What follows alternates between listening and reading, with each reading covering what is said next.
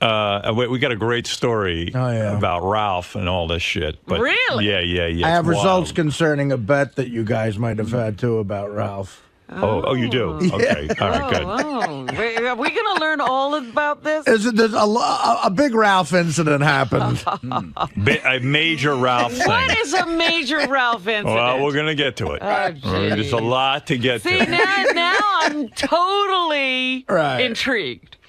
Anyway, so the night before Artie shows up, I invited Artie out to stay at my place because out there in the Hamptons, they were having a concert with Tom Petty. And it was kind of cool, because it's not a lot of people. It's like 1,500 people tops. Right. And they serve a dinner and the whole thing. And, that's pretty cool to see. Unbelievable, yeah. In that smallest setting. So, anyway, the night before, I got invited over the guy who owns Sirius's house. Leon, and I went over, and he usually has a dinner party for a few people every year, and of course I go. He's a good guy, and this time though it was a little bit bigger party on the beach and everything. And then he built this structure on his house, and he had Tom Petty show up at his house and play for all of us. Jeez. Wow. Play for me. Yeah, well, there were maybe at that point 60 or 70 people there. Oh, my so I sat down on a couch, like in a living room. Could you imagine? And watched Tom Petty do an entire concert. Oh, my goodness. It was friggin' awesome. Now, did he do the same set the next night? Pretty much, but actually even more classic tunes at... well, I'm just wondering, does he do the full concert at Leon's, or does he... full concert. He was paid full... It said in the paper he was paid $850,000 to show up. Goodness. But, I don't know if that's true or not. How many do each Heartbreaker get? 850,000 for Tom Petty? Yeah. You know what? I said, hey, you could have gotten Cheap Trick for 10 grand. When you go see Tom Petty in concert, though, you don't realize, God, that's his song too. He's got 1 million hits. He does, and they're all, and he plays them all. He doesn't fuck around. 850,000 to come to my house? Hey, look, so anyway, what are you gonna do? Anyway, I was seeing Tom Petty the next night, and I guess that's how he got Tom Petty, because Tom Petty was around. In town, and he figured, hey, I'll pick up a couple extra bucks. Why Couple not? extra shekels. So anyway, well, that's what these guys make. Like they paid these guys. Tom Petty got paid $1 million to show up at the Hamptons. Well, that's a concert. You could see. I always wondered, but I mean, look again. It's 60 people, private home. You know what? I should have studied an instrument. Yeah, you really blew it with this radio thing. So because it's cool, you go out, get $1 million. People just throw money at you. Yeah, and it's fun. You sing. So anyway, okay. So Artie was coming out. He wanted to see Tom Petty. He said that to me. I said, I can get a ticket for you. We have an extra ticket. And he says, good, yeah, I'm going to stay in a hotel. But I said, no. You stay with me. Of course you come out and you stay with me. So I was excited to see Artie socially, Yeah. It's fun to do. So... where do I begin? Yeah. So I guess I kind of the helicopter. Beth and I were talking, actually. I never discussed this with Artie, but, I said, Beth kind of even said to me, do you think Artie thinks you're fun? And I go, I don't think so. Wow. This is an interesting conversation. Yeah. So I said, and she said, what's going to happen, if you want to take a nap or something? I said, yeah, Artie might bum out. Take a nap. Because what will Artie do till the concert? What do you do out there? You nap? I'm all about naps. I'm always napping, and I'm antisocial. So she said, why don't you invite Ralph? So he can entertain Artie? So he can at least, because doesn't Artie like Ralph? I go, I think Artie likes Ralph. You never know, But you're not sure. Ralph. You're not sure. I said, it might be nice to have that dynamic going where Artie has a, guy hanging out there. And when you're napping, Ralph can take up the slack. Which actually was not a dumb plan, because I come off a nap and I go downstairs and I see Artie and Ralph in the hot tub together. Yeah, we went in the pool. Well, we went for a walk on the beach and had a couple of mini cigars. Did you hold hands? And of course, Artie doesn't bring a bathing suit, but Ralph cut up a pair of sweatpants for Artie, made a mock bathing suit. I had no plan on. I had no plan on going in the pool. You were so happy in the water. No, but then I looked at the pool. It was so inviting, you know. And I mean, you're going to a guy's house. You know, you bring stuff. Artie was weightless in the pool. I had my own room. My room looked out onto the pool and the bathroom. Well, what did you think he was going to do with you? Put him in a sewer. Where was he going to put you, in a tent and I said, the back? We took a walk on the beach, and I said, you know what, fuck it. That pool looks great right now. We had a few hours, and I told Ralph, go get a pair of scissors, and we'll cut up my sweatpants. So that's exactly what he did, which was good. That's like a fashion project for Ralph. Yeah. Most guys would punch you in the face. That keeps him happy. So you were keeping him occupied. I bet it made him happy, as Robin points out. And also, I bet he did a great job. He did, actually. I never actually saw the bathing suit. You were in the water the whole time. They're very even and everything. But I would like, maybe in the future. I realized, too, you wouldn't come out of the hot tub till I left. I don't know why. Yeah, I don't need that shit. Wait a minute. You let Ralph see you in your suit. Well, Ralph's microphone isn't on 5 hours a day. Well, it's funny because I'm sitting there and I go, boy, these guys.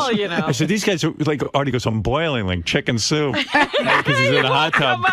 And I said, and I left. And then I was walking up to my bedroom and I look out the window and I see Artie's emerging. Yeah, he sprung out of and I said, he didn't want to get out of the hot tub in front of me. Me and Ralph were trying to think of a rap in case we got chicks back there at night, like how to pretend it was our house. So we needed Howard to give us information about stuff. Like, yeah, right. Like, what's this? Isn't it interesting that you think so much about what Howard's going to comment That's on? not totally true. I mean, look, Howard. I mean, I'm not in the like a young Starsky or Hutch at this point. I don't. Anyway, he doesn't realize I love him. I love him fat or skinny. He doesn't care. Thank you. Anyway, so if only broads were like that. So anyway, So that part was fun, Yeah, they had an amazing meal set up. I mean, I can't even explain how beautiful the whole experience was. It was great to hang with Artie outside of the show. I took a helicopter out there because I've never done that before. I've been on helicopters, but never out to the Hamptons. I said, fuck it, I'll splurge. And that's kind of where the Ralph situation starts. You want to start that story? I guess I could. And Gary's a part of this, too, by the way. Well... So I said to myself, I'm going to go out. Howard made this nice invitation, and I said, fuck it, I'll splurge. I'm going to take a helicopter out there. And so I don't have to deal with traffic. And I found out there's a helipad literally yards from Howard. Whatever. Yeah. Well, I mean, there's okay. It wasn't going to make your trip very long. It was very convenient. I hope I don't that. Okay, go ahead. Yes. Yeah, it was a very convenient situation. So I price the helicopter. It ain't cheap. And no, it's not cheap at all. And, Gary the whole time was like, please, let me pay for half of this. But he was even more than he thought. And I was like, look, Gary, don't worry about it. It's fine. I was going to do this anyway. I'm happy to have the company. Ralph, the last minute, sort of the day before, says, listen, I'm coming. So what time do I have to be at the... He doesn't even ask you. He just assumes he can do this. No. I checked out that it was okay. Right. So, no, he called the day before. All right. But it turns out, and again, it's just weird how stuff with Ralph just makes a minor adjustment. Something goes wrong. The guy had to get another helicopter because it went from 2 to 3 people. Oh. But it was worse than that because I got really maybe the most insulting phone call I've ever gotten from Artie's assistant, which was he needed to know how much I weighed. I swear to God. So then he goes, and I think at one point he goes, all right, 220 and 300. All right, we're going to have to get a bigger copter. Yeah, right. Because 3 guys needs a bigger copter because of the weight. Teddy, a master in etiquette. So anyway, so they had to get a different, which I found out I was going to get this really cool helicopter that's sort of like a state-of-the-art thing, and now they had to switch it to a little bit of an older one. A Toyota with a wing. Like the one they use for construction. Yeah, whatever.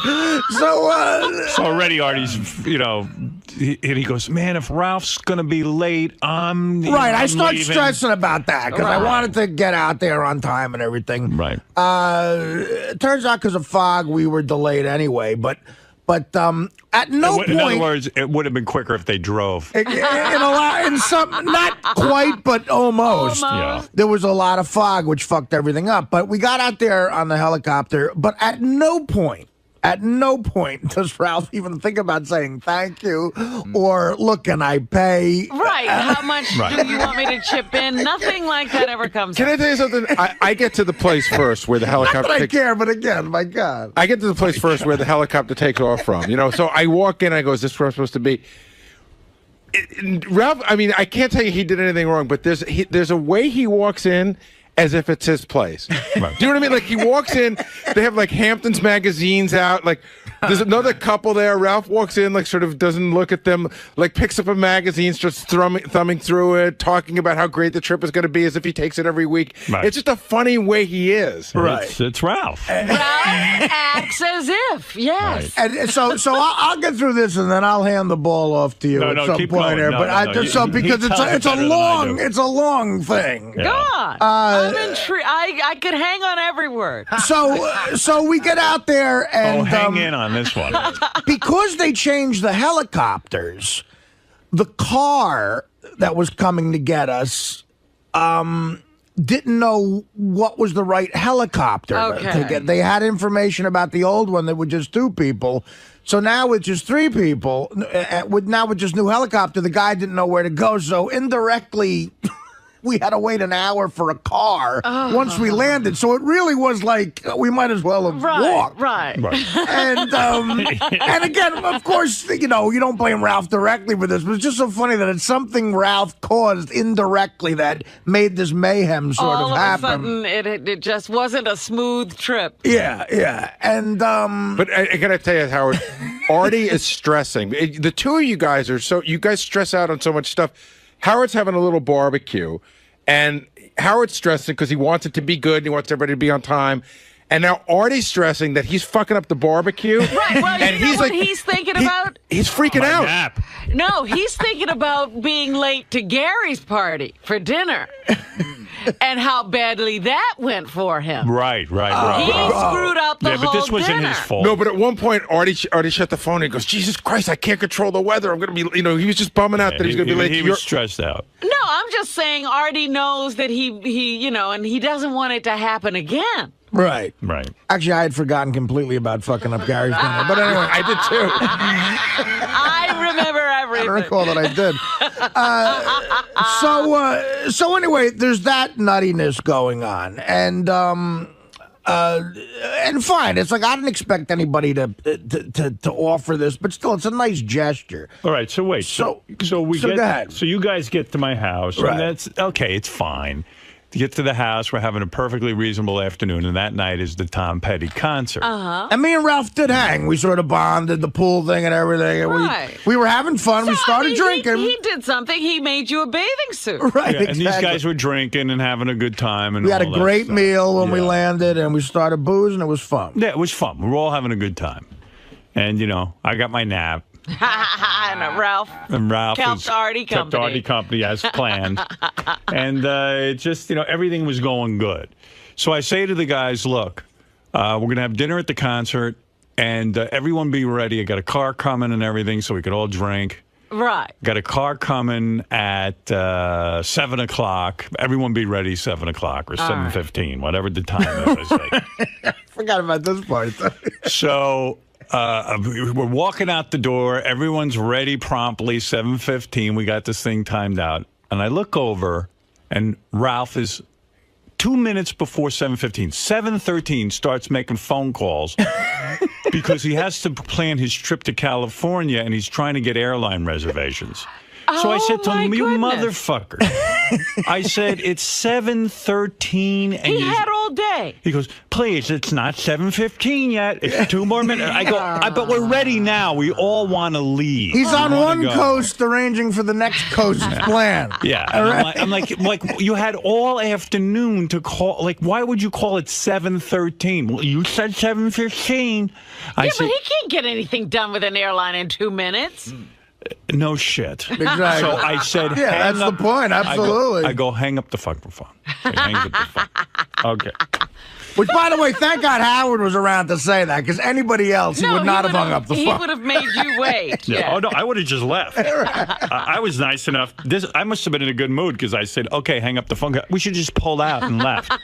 Now, keep in mind, I had a drink at this point. Ralph had started drinking, right? So he was about 2 or 3 drinks deep into the evening. All right. Okay. All right. So now we go in the limo. We go in the limo, and I'm not do you want to? No. All right. So we go in the limo. All right. There's some parts editing. and that's not fair. No. It is. Don't tell me anything you're leaving out. Just tell me a story. Okay. I well. won't know if you don't say something like Sorry, that. we haven't rehearsed this. All right. So anyway. You're supposed to be a professional. Anyway, we get in the limo, and Ralph starts in. He's got to pee. I have to pee. I knew it. I was So- going to say, he's got to stop to go to the bathroom. Well, wait. So I said, Ralph, why didn't you pee before we, like a little kid? Why didn't you pee? I didn't have to go at that point. I go, yes, you did. I said, it's 5 minutes into the trip. What the fuck is wrong with you? You can't pee. There's no way to pee. But not just saying I have to take a leak. Writhing around on the floor of the limo like a second grader going, I gotta get to, yelling at the driver. Yelling at Terry. Really What rude. do you mean yelling? Like, do an impression of what he was. Almost like Terry is getting us, a really nice guy, is getting us to the fucking concert. He's driving at a reasonable speed. Right. We pull up to the entrance, and Ralph, like a third grader, is rolling He goes, around. Terry, where are we? Terry, come on, get us there, Terry. What are you doing, Terry? I mean, like screaming at him because he's not getting us there quick enough so he can piss. Oh, geez. So, okay. Is this a mental condition? Wait. This is nothing. This is nothing. And we all have another couple drinks in the limo, so. Yeah. Oh, now so he's the night's drinking on top of. Right, the night's rolling. I don't remember him drinking in the limo. We both had a drink. Oh, in the did you limo. really? Yeah, Oh, okay. absolutely. All right. So, I don't recall that, but okay, because I don't think I was drinking actually. Yeah, I've been so sick, and I would never drink in a like to me drinking. These guys are really into drinking. We took a drink into the car from your house. Oh, so you were carrying glasses. Yeah. Right. Well, okay. just that's a Ralph move for sure. So anyway, we get to the concert, and now there's like a lot of people there that I know, and security people and things. Press. And it's a red carpet. And it's red carpet and press. And one of the guys, the security guys at the event, says to me, "Yeah, your whole group is inside." He goes, and there's one guy pissing right in front of all of us. So I go, well, Are you kidding? He just pissed? Yeah. Yeah. He just Out in pissed. the- Yeah. Oh. So he makes us all kind of look like shitheads. Yes. You know what I mean? He's embarrassing me It would because be one thing if you were doing. Security guys are all laughing. Like Ralph ran out of the limo, ran by like the big entrance. It's a big publicity by event. the way, there's a tent right there with bathrooms. He could have just said, "Where's the bathroom?" He would have been in 3 seconds. But Howard, it gets better because you guys go in, right? So now my group comes in. It's me and Ross and John Hine. And we walk in, and the security guard goes, "Oh, your posse just walked in." I go, "Where?" They go, "Howard's over there." And I go, "Oh, cool." And they go, "Yeah." And there's some dude in the bushes, and you can see Ralph in the bushes peeing. Yeah, in front of this event. But So anybody could have walked by and seen Ralph pissing. Yeah. everyone did. But the part was that it now becomes not Ralph's peeing in the bushes, but Howard Stern's guy is in the bushes. Well, that's what I'm saying. Right. That now you pee in the bushes. Well, think about it this way, all right? Oh, we get out of we get out of Howard Stern's limo. and boom, out pops a guy peeing. Right. You know, I mean, it's like Paparazzi like all over the place. Right, One of those right. Hamptons events, you Right. know. Oh, what a boob. a boob. So, like at this point, I'm like, Ralph, stay away from me. I don't want to be near you. And I said, pretend you don't know me. And I said, if you start smoking pot, I don't want to be anywhere near you. I don't want to picture me with anyone smoking pot. I don't want, I don't want that drug thing. Right. I just don't. It's not an image that I condone. The pissing is enough. Yeah, the pissing image is bad enough because people tag me as being a slob and uncouth and being an asshole. Howard Stern's gang rolls out of a car and starts peeing all over everybody. My entourage. And everyone's disgusted. Artie's disgusted. I'm disgusted. And, you know, despite Artie's on-air demeanor, he's a pretty low-key guy. And, like, we go somewhere and he knows how to behave. He knows how to behave himself. Guy's a heroin addict. He knows how to behave himself. Well, you know, I can call an audible at the line at this point in my life. But I was going to say, it's not that Artie behaves himself everywhere, but he knows where to behave himself. Yeah, Artie's like the most considerate guy. Like when Artie left my house, the bed was made. I didn't ask him to do this. The room was spotless. When Ralph leaves my house, I find a half-smoked cigar laying on the fucking bar. Well, I shall find out he didn't plan on leaving exactly. Wait, we'll tell you. Wait. So anyway, it's so great. Are you still with this story? God. I love it. Okay. Please. Yeah, because this is such a ramp up. So now I'm livid because I hear everyone's talking about that. Some guy got out of Howard's car and peed all over the place. So like I'm just fucking out of my mind over this. Just sick. And then. If I can jump in for that, I can tell you that Ralph swears that he didn't take anything of any kind. But early on, right after he walked in after peeing, he went to the bar. One of my friends said Ralph dropped 3 drinks in a row. Okay. He just kept dropping drinks. He started drinking very heavily. Is he now having a problem? Well, you tell me after this story. Who knows? I mean, what's going on? But at some point, when you're out with a group of people and you're all drinking. And, your goal is to get at least lit. And at one point, one guy out of nowhere, like, how'd he get that drunk? That's what happened with Ralph. Like, out of nowhere, Ralph had gotten very drunk. And there were shots around. You could easily get drunk and just be drinking. None of us realized. I mean, I certainly didn't, that Ralph was, like, really drinking heavily or what he was doing. Maybe he got some weed from I don't know what he was doing. From what I could tell, he drank. And then when the concert started, he went up to the front and came back. And, like, I was talking to him and he kept dropping his iPhone and everything, but like he was perfectly coherent as far as I was concerned. Okay. Did you guys agree? I mean, it wasn't like he knew he was shit-faced. He was dancing obnoxiously and running in, hitting into people, but in a way, he was just being sort of Ralphish. He wasn't being like, you wouldn't think, my God, this guy needs help. The first tip-off that Ralph was really, really drunk was at the end. The show's over and we're standing there. And this couple is really a big fan of Artie. And the girl's pretty cute, and the guy's pretty average looking. And Ralph, it got to the point where Artie and I thought that the guy was going to punch Ralph in the mouth because the girl wanted to take a picture. They both wanted to take a picture.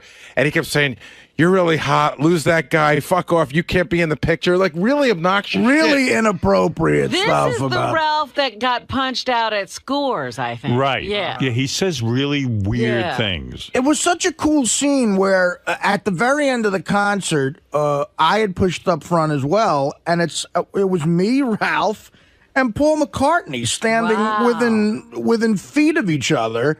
And I remember pointing that out to Ralph. And Ralph's big thing was he wasn't into Paul. He wasn't impressed with Paul McCartney. He's out of his mind. That's what I don't know. He said something like, "I'd be more impressed." And he wasn't. He didn't seem that impressed. He was like, I was like, wow, he's not bullshitting about that. Let me say something to you first. Ralph goes to see Beatles impersonators. Right. He loves the Beatles. Well, he's more impressed music, with that. Well, it ties into costumes. the rest of it, though, why he wasn't so impressed with it. But wait a second. So I leave about there's like 3 songs left on the set list, and I was like, I want to beat the traffic and I want to go home. And I said to Artie, and all the guys, I'm going home. They were like, okay, don't worry, we're with Ross and a whole bunch of guys. Yeah, they had a way to get. They were going out for the night. Yeah, they were going to have boys' night. We were going to go. It turns into a club scene there at the end. So they'd have a little bar area. Oh, okay. And they'd bring out a DJ to play dance music, and it would have been a nightmare for Howard to try to get out of there. So we knew we had set it up earlier. Howard was like, "God," he said, "Look, I'm probably going to leave. You guys hang." And I said to Artie, if you want to come with me or Ralph, I said, or any of the guys, I said, I'll give you a ride. But, they said, no, we got it covered. Okay. So I split all the guys, Gary, Artie, Ralph, all of them are hanging out. Like Artie said, they have like a little thing. Mm-hmm. And then they decide to go to this place called Saracen. It's a restaurant, and it's got like a bar scene, and it's kind of fun, Mm-hmm. I go there once in a while, really like it. And so they get in the car and they all go, Ralph included. He's already drunk, but he's going anyway. I guess, but again, I'm already out of the picture. But these guys, they said, yeah, maybe he was high or something, but no one really thought he was that Look, out at that point, I was feeling great, and Ralph was... See, but this was... The point Gary just brought up was the key change. Like... That personality. When we met that couple, he was being so inappropriate, and that was after the Tom Petty concert... and before we went to Saracens. Okay. So, and it was a great group of guys. We was like a guys in out. We were all having fun. It was 𝗦𝗵cie𝗄𝗿𝗱, it was Ross, it was me, it was Gary, and John Hein. Yes. John Hein, and we were all hanging out. But Ralph, at that point, we said, look, Ralph might start a fight. We got to take care of him a little bit. We started to have the discussion. This was a really weird thing amongst ourselves. And John Hein says, if somebody punches Ralph, will you jump in? And I go, I don't know. It depends on what he did. I said, I guess I have to. John Hein, full of truth serum.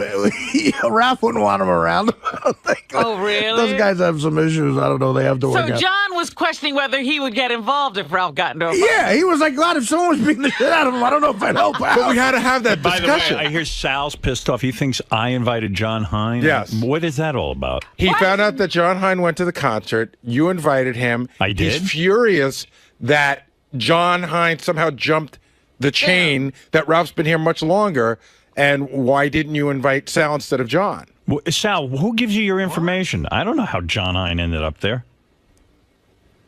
In fact, But I invited John Hein. Case, I invited John Hein over to my house for some food. But don't tell Sal. I did, but But the point is, Howard, it doesn't matter how he got there. If you did, it's none of his business. Thank you. Where do you get this information? Where do you conjure up this bullshit of yours? Somebody told me. I just heard that John Hein went with you guys. I'm happy for John Hein. I saw him at the concert. I have no beef. Wait a second, hold on. John Hein was there, and nobody told you Howard brought him. You just assumed it, right? Well, this is your gig, Howard. I mean, you're the you're the leader of the pack. Dude. Artie came over. That's it. I don't care about Artie and the pack. I don't know how John Hein ended up there. I don't know what John Hein did for the weekend. I saw him at the concert. I had nothing to do with it. I find that hard to believe. You're an asshole. So I'm just. I don't care that he said that. I was just a little hurt. I felt that You're hurt. You could have done what John Hein did. Ask John Hein how he ended up there. I'm not the one who sold the website for a couple of mil. I don't have the money to pay $3 grand to see Tom Petty. So again, you're assuming. You're making a wacky assumption. All right, very good. Whatever angle I take, I'll be wrong on this. So I'm happy for you. I'm happy for John Hein. I'm just saying I was a little insulted. Okay? Is that how wrong? Can you be insulted if I didn't invite? Insulted? In other words, let's say I go to a Van Halen concert and John Hein is there. Are you insulted? No, and I'm happy. The issue's not John Hein. It's just that I felt that. I hate to say this. Sal, you jumped to conclusions. I had nothing to do with John Hein. John, how did you end up at that concert? Gary invited me. Oh, okay, there you go. Now get upset with Gary because John jumped you and Gary. I'm done with Gary. Me and Gary are over. You know, Gary and John are close. Yeah, I just assumed I just assumed that you invited John Hein. No, I had nothing to do with John. Although I did invite him over to my house when I heard he was out there. But yes, you did. How come you never made it? Which was very nice. Yeah. How come? What happened to you? I was stuck at another thing that I couldn't get out. I was in Long Island City, and I couldn't get out to you in time. Boy, Sal would kill himself rather than be stuck at anything. Well, let me just say this for Sal. See, John Hein knew you'd be upset, and that's why he didn't make it. Right. Smart move. All right, Sal, I'm thank happy you. for you. You got to hear the rest of this story. So yeah, I'm listening inside. It's brilliant. Yeah. All right, so we know now that Ralph is a little tipsy, but we're all a little tipsy, but who knows how tipsy he is. Right. We go to this Saracens place. Yeah. All right. And now we get in there, and, Ross is Mr. Plan guy. He immediately is able to assess the situation, and Ross goes, look, this Ross place is our friend. Ross Sapin, who we've talked about. Who works here. Yeah. And we get in there, and it was crowded, kind of a scene and stuff, and a nice place. But Ross was like, maybe a couple drinks and we'll go somewhere else, And we're like, fine, I don't care, whatever. And Ralph, we get a place to sit. Ralph starts dancing. Dirty dancing. Like, With who? Like a bunch of That's the key. like a woman who looked to be about 60. Yeah. And really tight, like with bad plastic surgery and tight, real like jeans. All John, like a did she look pants. real old? Yes. Yeah. Artie's being complimentary at this point. Mr. Evaluator. She was heavy, and that's being, kind. And this is from a guy, when you see a model walk in, he goes, her ears are small and her middle toe's too long. Yeah. He's out dancing with a chubby 60-year-old woman and appearing to love dancing. it. Yeah, no, he's Dude, totally... like that really So, annoying Latin music you hear at a feast, you know? Artie was like, hey, there's a bunch of old broads here. I'm going home. Oh, my So Artie decides he's going to bail on the night. It's probably about 1 o'clock in the morning at this point, or 12:30. We all decide we're going to bail on this place. We're all now the group is deciding to leave. Okay. Okay, you know. So a couple of people, Gary included, go up to Ralph and say, hey, we're all leaving now. And they While say... he's dirty dancing? While he's dirty dancing. And Ralph says, looks at them coherently and says, look, man, don't worry. I'll catch up with you guys, or I'll just make it back to Howard's house, whatever. Well, don't worry. It was actually worse than that. At first he said, I'll be fine. But then he said, you guys go and come and pick me up on your way back. Right, that's what he wanted. Like we're his fucking taxi drivers. Yeah, and Gary goes, there is no way back, Ralph. We're going. That's it. Either you leave now. Or you find your own way. Right, so he's like, fine. So again, you get out in front of the club, and guys, some guy, like when you're with a group of guys, some guys are like, fuck them, especially if you don't know them. But Artie and John Hein get out front, and they go, wait a minute, we can't just leave Ralph here. We have to, be sure. So that's what Ross was saying. Artie was like, you know what, the guy might be fucked up. I'm going to go in, and I am going to make sure that Ralph understands. Well, no, first Gary had a turn, then John Hein went in. He goes, Art, you're feeling guilty? I'm going to go in and ask him. So John Hein, and John is a pretty efficient so you guy. see, the evening is all about Ralph and getting him from place to place. But wait a second, wait. So Artie says, I don't care what these two guys said. I don't want to feel guilty. I don't want to leave a guy. You got to go make sure for yourself. Yeah, because at this point he said, hey, maybe he's drunk and doesn't know what he's doing. This is the third time going back there. Right. So Artie goes in and he says, look, Ralph, we are leaving. How are you going to get home? Don't worry, I'll get home, blah, blah, blah, blah, blah. Dancing with a chick, arm around a chick. Yeah, like, The 60-year-old broad. Yeah. He's still with her. Yeah. So Artie says to him, do you know where Howard lives? He goes, take the address down. Write it down in your iPhone or whatever the fuck that thing is. Right. So Artie's telling him, yelling out the address, giving him the address. Ralph goes, I don't work my iPhone. Don't worry, I know it. And he repeats the address. Okay. I realize, people sort of recognize this. I'm yelling out Howard's address in the middle of a dance floor at a crowded club. All right, because Artie felt like... Whatever. He needed to take care of Ralph. Right. So he goes, Ralph, do you even have? If you have to get a cab or whatever, he goes, do you have money? Do you have money? Artie hands Ralph $300 cash, and says, "Here, take this money. I want to make sure you can get home." Now, somehow Artie, Ralph, I don't have a way home. Somehow Ralph, exactly. Somehow Ralph evokes this in people. I know that me. He's got the world taking care of him. Most people should be like Scott the engineer. You forget that he's even there. It should be that way, but it's not. Okay. So these guys leave. Artie decides to come back to my place. He comes home. Now, at this point, there's zero guilt in he's in no danger. Right. He's got money. He's an adult man. He seems to be having fun. He made a decision. I'm staying here. And we left. That's what happened. All right. I'm already asleep. You don't even know this has gone on. No. I've been in bed for hours already. I mean, I'm not putting up with this nonsense. I don't give a shit. Right. Yeah. I went home with my fiance and had a perfectly reasonable evening with her. So, I got to tell you, it just sounds exhausting, right? Oh my God! I wouldn't have even gone back in and asked Ross. So the split was, which is what Ross wanted to say. You were with Ross. So the split was Ross and Gary and the other guys go somewhere else, and John Hein took me back to Howard. All right. Okay, so that's the split. So then I wake up the next morning, and I don't know. I listen to my messages. Yeah. There's 5 messages from Ralph. Oh.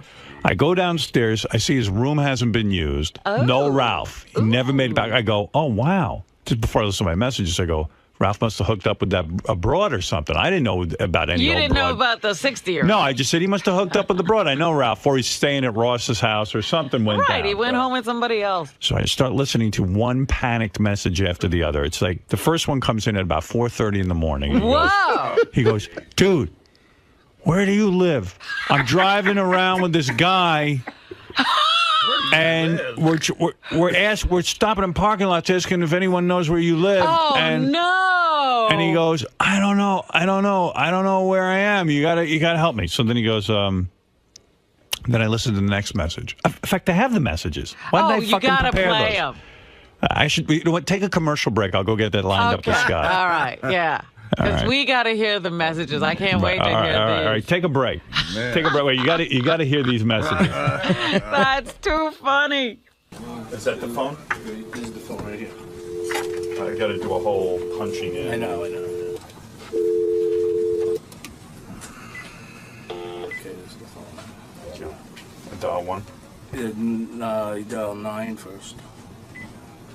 You done? I think so. Right. Okay. Next message. Let me just make sure. Next message.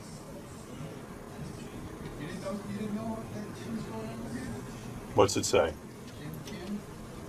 Hey now, douchebag. I tried to call you before, but I got disconnected, and then I got another call. Yeah, you do. Just the 3? That's it. Okay, I got it. I think I don't have to bleep out words. I know. It's such a pleasure. You won't believe me. He sounds like he's 18 years old. Yeah, right? Oh, it's one big nightmare. So where were we in this story? So you're about to so Ralph's calling. Oh, yeah. Ralph's So I calling wake up in the you, morning. I see Ralph's bedroom is empty. Artie, I realize Artie locks his door at night. I noticed you lock. Do you have a thing? Because what I did was I tried to open the door to see if you were in there because I figured both you guys were gone, and then the door was locked. I don't remember doing it. Maybe I did it out of habit. Yeah. You lock yourself in at home? He locked himself not in the bedroom, but I might have. I was a little drunk myself. I might have locked the door. I guess Like I it locked was a front door. Well, good thing you did because I would have been in your room. Right. Exactly. Are you smart? Who needs you in there? Right. Hey, always lock your door at Howard's house. So now I'm like all confused, and I go and as I regularly do, go to check my messages. Scott, do you have those, or is it a whole big process? I think it'll be like 2 more seconds, Howard. All right, great. Just tell me the page to go to. So, but what happened was, Howard left us at the concert. Everybody's hanging, having fun. I left Ralph with that money. Those guys left the bar too. Ralph was dancing, having a good time. I made it home about 2 a.m. John Hein drove me home.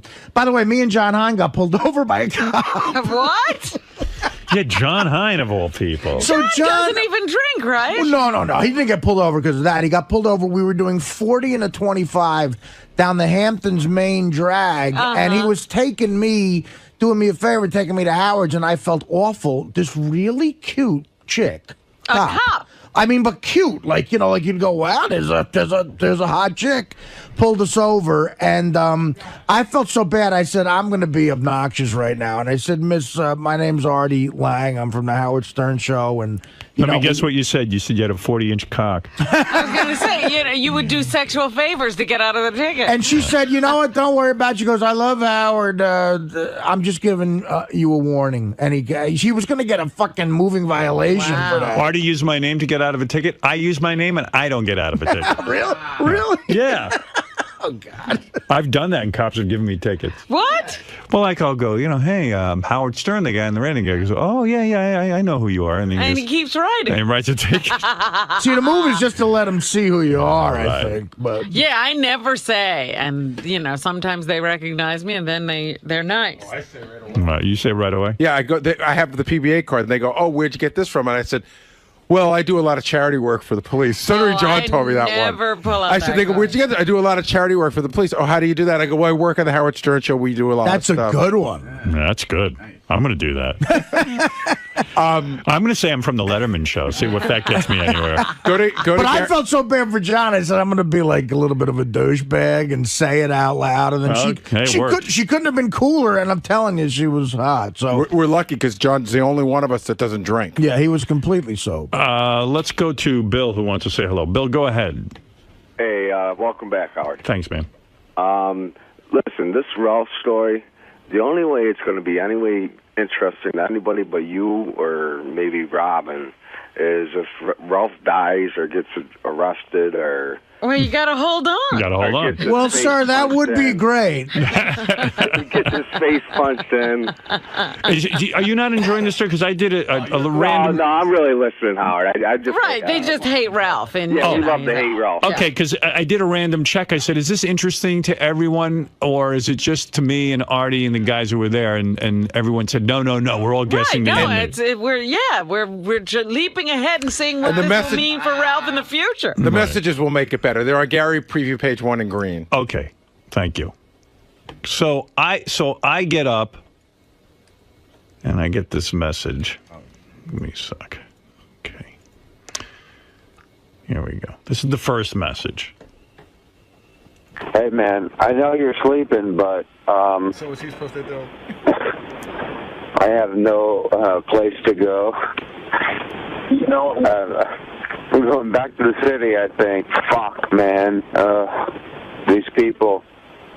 this chick's throwing up on the side of the road. Oh, my God, this is so fucked.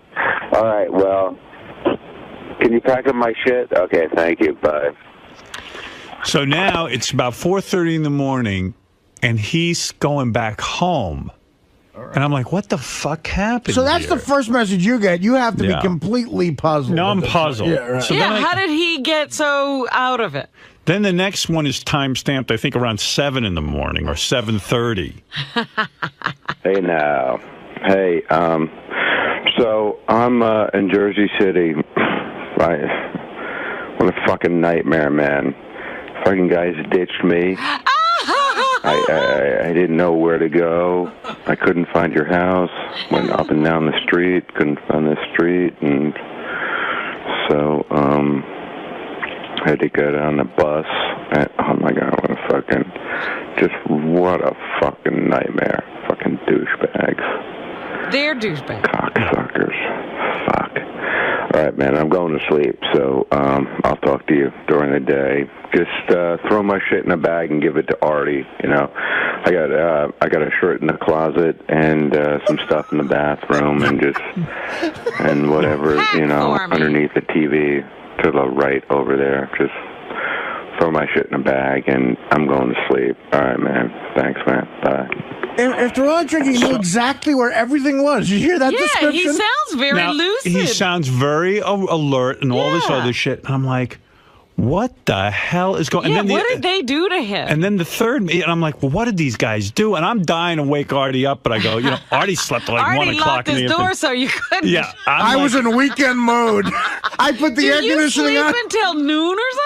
Well, on a night out, you know. I got home, I didn't get to sleep till about 2:30, and I put the air conditioning on about 58. And he's calling these guys like cocksuckers and fucks, and I'm like, man, they really screwed him over. I don't know what's going on. What did they do to Ralphie? And then I'm like, you know. Hey, douchebag, could you put some cookies in my bag, too, I mean, please? Some of these cookies, like 3 or 4. That would be very good. Thank you. Oh, yeah. Fuck, dude. I can't believe I'm home. Fucking cocksuckers, man. Fucking asshole. Fucking, oh, fuck. Dude, I had to, I'll tell you, I had to fucking scale the side of my building to get my house. What a fucking pig. Fuck. All right, bye. Just give me some cookies, though. All right, bye. So we get it. So Artie wakes up. All the guys come over to my place because we're going to have a meeting about what went down. So I finally wake up. There's a big summit. I wake up at Ross noon. was over, and Gary. I make it into the kitchen. I could barely move. Like my 1 p.m. I wake up and I see Howard and Beth, and they go, "Did you hear what happened to Ralph?" And I'm like, "Oh fuck, what happened?" Right. And then I hear. So we tell him all this, and he goes, I fucking gave the guy $300. I went in 20 times and said to him, Ralph, I'm going home now. Do you know how to go?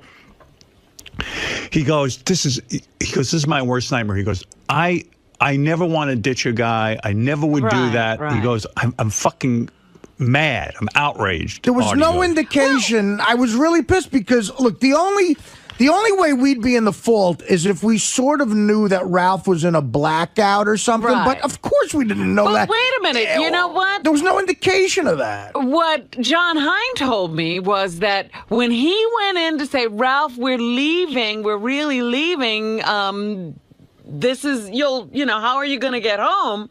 Ralph said, just tell Ross to come back at such and such a time and pick me up. Right. He kept saying that. And the other thing you should know, you know how Ralph has that iPhone that he's madly in love with, that he plays with like a baby? Yeah. So we wondered, he's got my cell phone number, he's got Ross's cell phone number, and he's got Howard's address in there.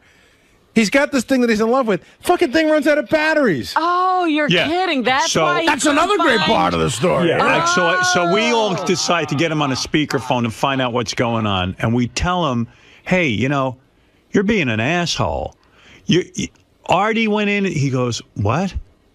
He claims he doesn't remember. I said, so what do you on? What kind of drugs are you doing? Because that ain't from drinking. What's wrong with you? He says, I swear I didn't I smoked a little weed at the concert, I drank, and that was it. I said, what's the last thing you remember? I said, do you remember sitting next to Paul McCartney? And it was me, you, and Paul McCartney in the third row, I said. And we were, having a great time listening to Don't Come Around Here No More, the last song. And he goes, Art, I don't remember standing next to you and Paul McCartney. I totally would remember that, which explained to me why he wasn't that into him. But there was no indication of that night. He seemed to be all right. So I said to Ralph, why didn't you go to a hotel? Oh, there were no hotels. I go, there's tons of fucking hotels. Why wouldn't you go to a diner and just wait till, I get up at 6 o'clock in the morning. What are you doing? He goes, I don't know. I don't know what I'm doing. Somehow he latched on to some guy. Yeah. This is the mystery thing. That he was driving around with. And because his iPhone, the single biggest advancement in the history of technology, that he can't call anybody, he borrows the guy's cell phone to call Howard. So now the guy has Howard's in his phone. Yeah, so clearly the guy knew Ralph was. Of course, he knows Ralph and Howard. That's why he's doing all. And they're going up and down. And Ralph got out of the guy's car at one point and started yelling, "Does anyone know where Howard Stern lives?" And he said, How "Fuck do you it." know that? Because Ralph told us he did it. He goes, at some point, I was desperate, dude. I'm sorry, but I was desperate. Whatever he was on, he must have come off. But he got next to a very big celebrity's house who lives next to Howard. That was like a landmark. There's another sort of very big celebrity there, and as there are all over the place. And so he knew that was close by, and we were like, well, then you couldn't get it it's only like a little ways further. He's like, no, I couldn't do it. I was yelling at Howard's name. I called him from this guy's cell phone. We go, who was the guy? How did you leave the guy? He's like, I have no idea what happened. Somehow I got on the jitney, the bus, back to the fucking city. We don't believe any of that. We were like, what jitney did you get at, 4:30 in the morning? But he's back in Jersey City. He did get back. To be on a jitney, right? But he found a guy that was willing to take him from the club to around the neighborhood of your house, drive him up and down the road, and then take him back to a place where the guy knew there was a bus Ralph could get. Yeah, instantaneously, he's supposedly stumbling blackout drunk. He finds a guy he also tried to get into a hotel. He goes, the hotel had no vacancy.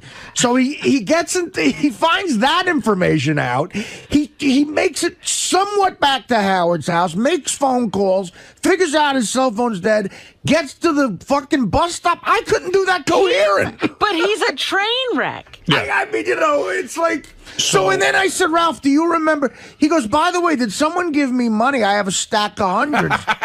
And I said, Ralph, I gave you $300. I said, you don't remember that? I put it right in front of your face. I go, dude, this is money for you to get home. He goes...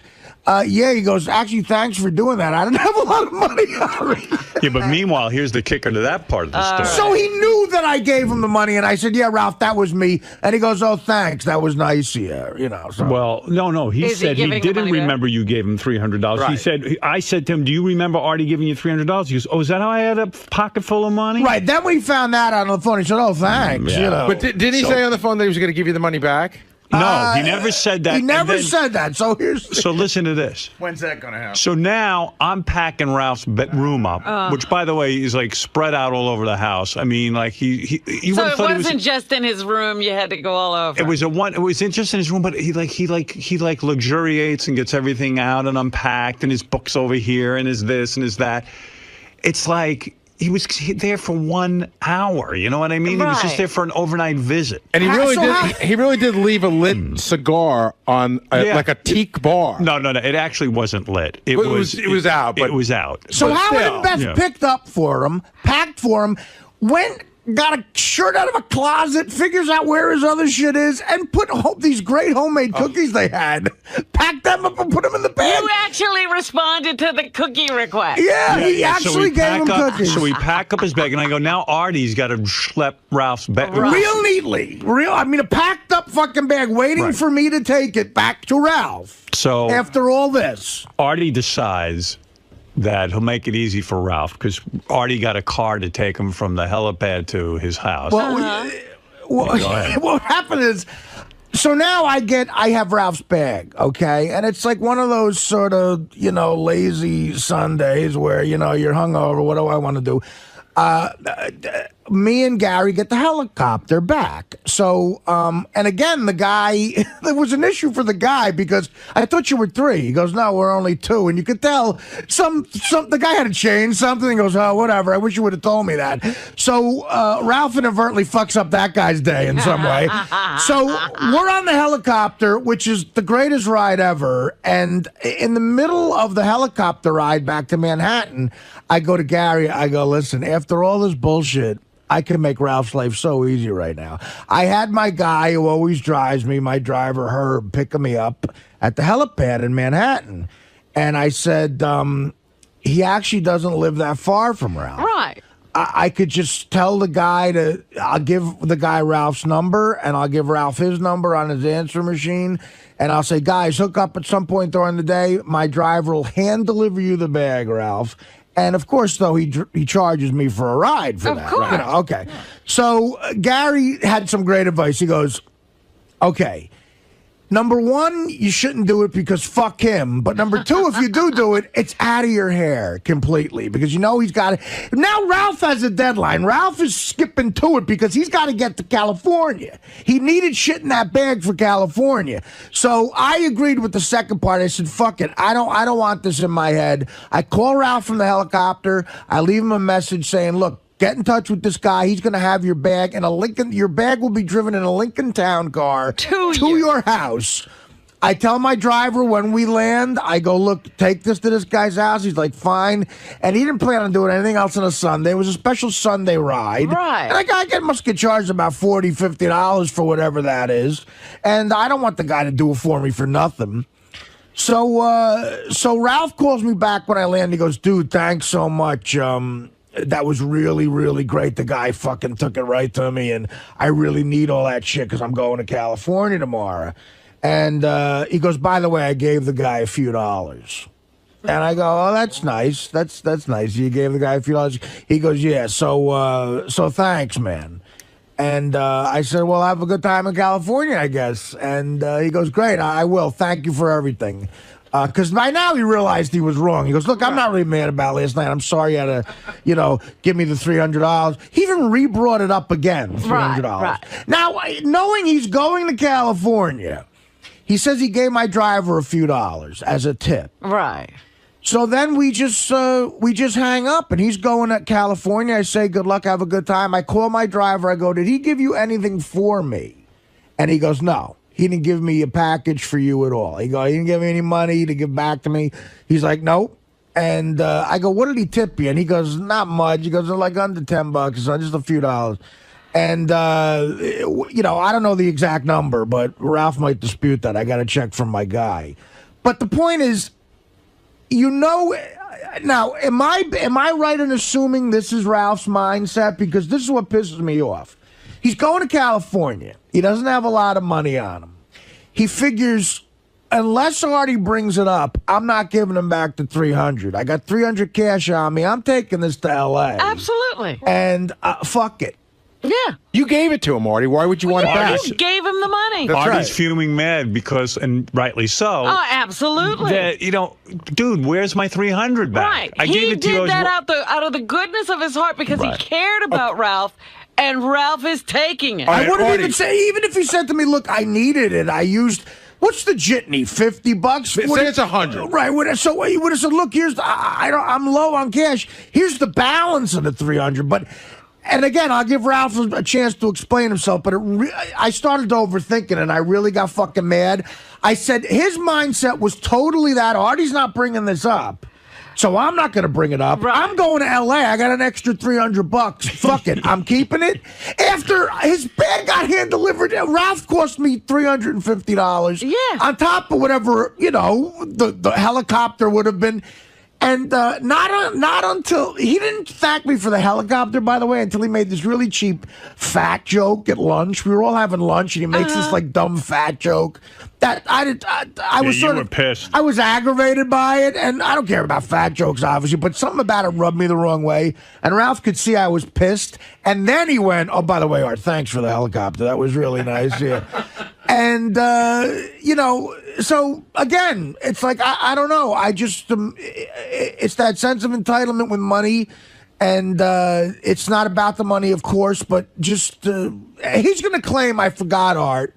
I forgot, or of course I was going to pay you back. Is there any way I let him on in thinking you don't have to pay me that money back? I don't think I said that. No. And in fact, I want to ask you guys a question because Ralph got mad at me on a wrap-up show a couple of weeks ago. He said that I'm the one who started this rumor, a fact about him that's wrong, that he has a sense of entitlement. But doesn't everything in that story show he feels he has a right to be on the helicopter, a right to have his bag delivered with cookies, by the way? But Ralph knows that he has a sense of entitlement. But how do you not know? He wouldn't even recognize it because he's so entitled. How does he not remember the whole night? Because he's blacking out. But Howard, a couple of hours later, when you're like that, a couple hours later, he describes to the longitude and latitude where all the shit is in his room. Yeah. I got stuff a little bit to the right there. There's a shirt in the closet. And a black guy, I would remember, had a shirt in a fucking closet. But he wasn't drinking then. This is, you got him before and after blackout. Hey, now, you don't even seem to understand the show. You just ruin everything. You got to be funny in here. I can't wait for you guys to see this on Howard TV. Daily shows, classics, and exclusive behind-the-scenes access. Well, that's going to be on Howard TV. The funniest, sexiest, most star-studded network on TV is Howard TV On Demand.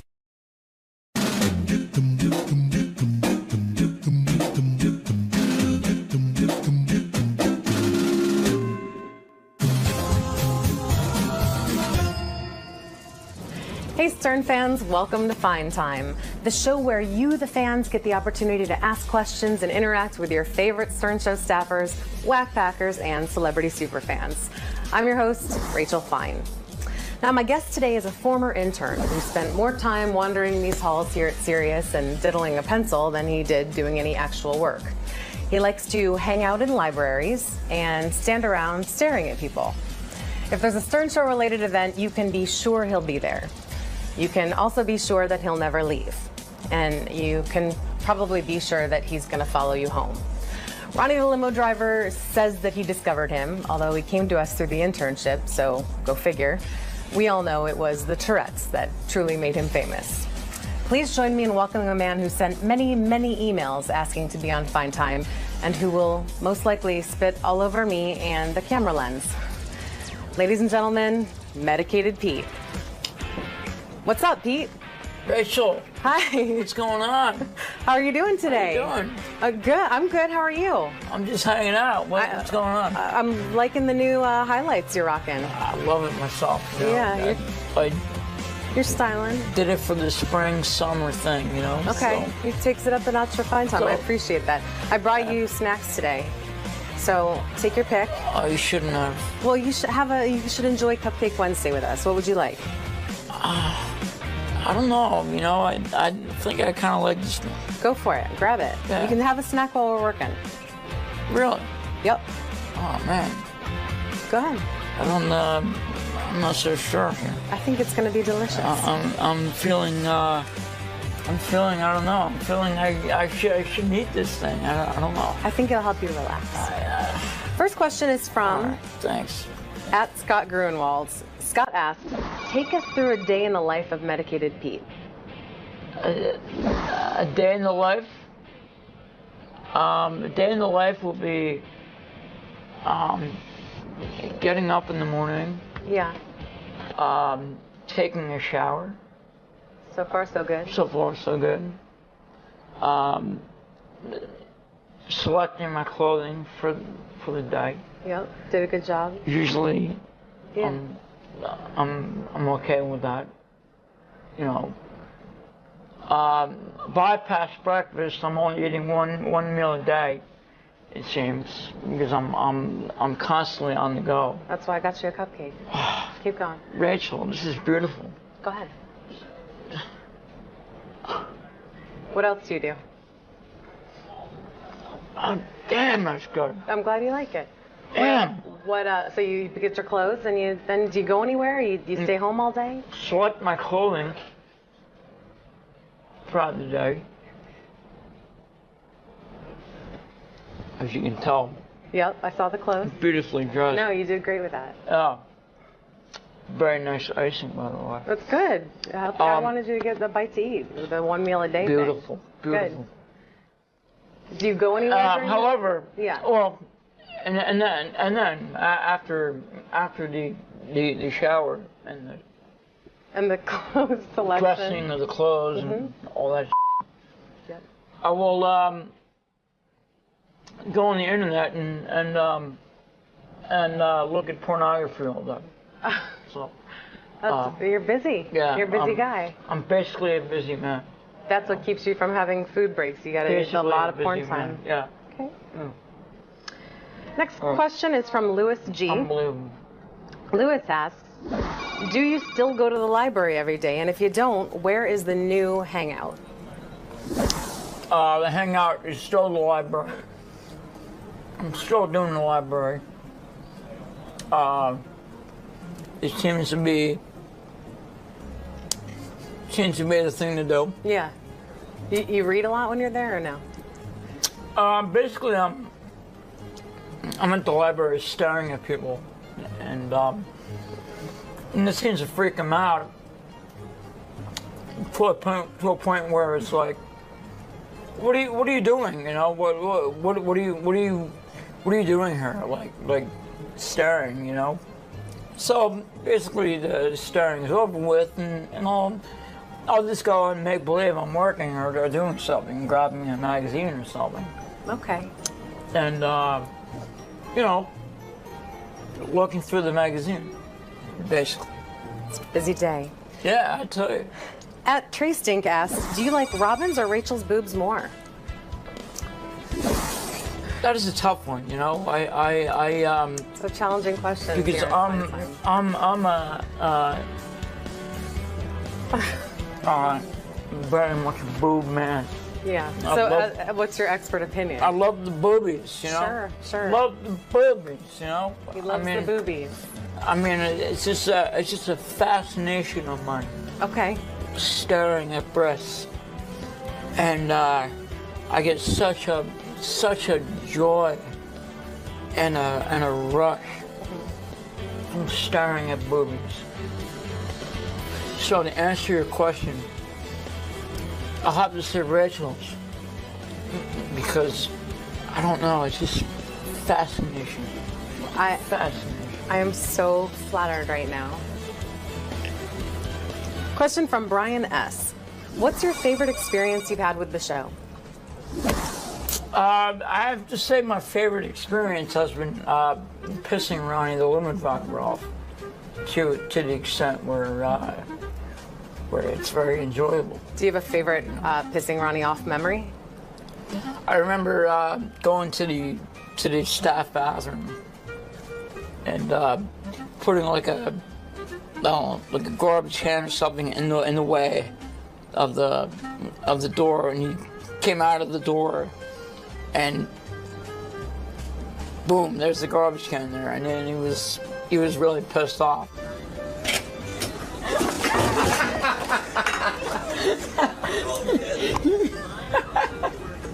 Your asshole. You laughing at? So that was a pretty cool moment, actually. That's a good one. Yeah. Yeah. Question.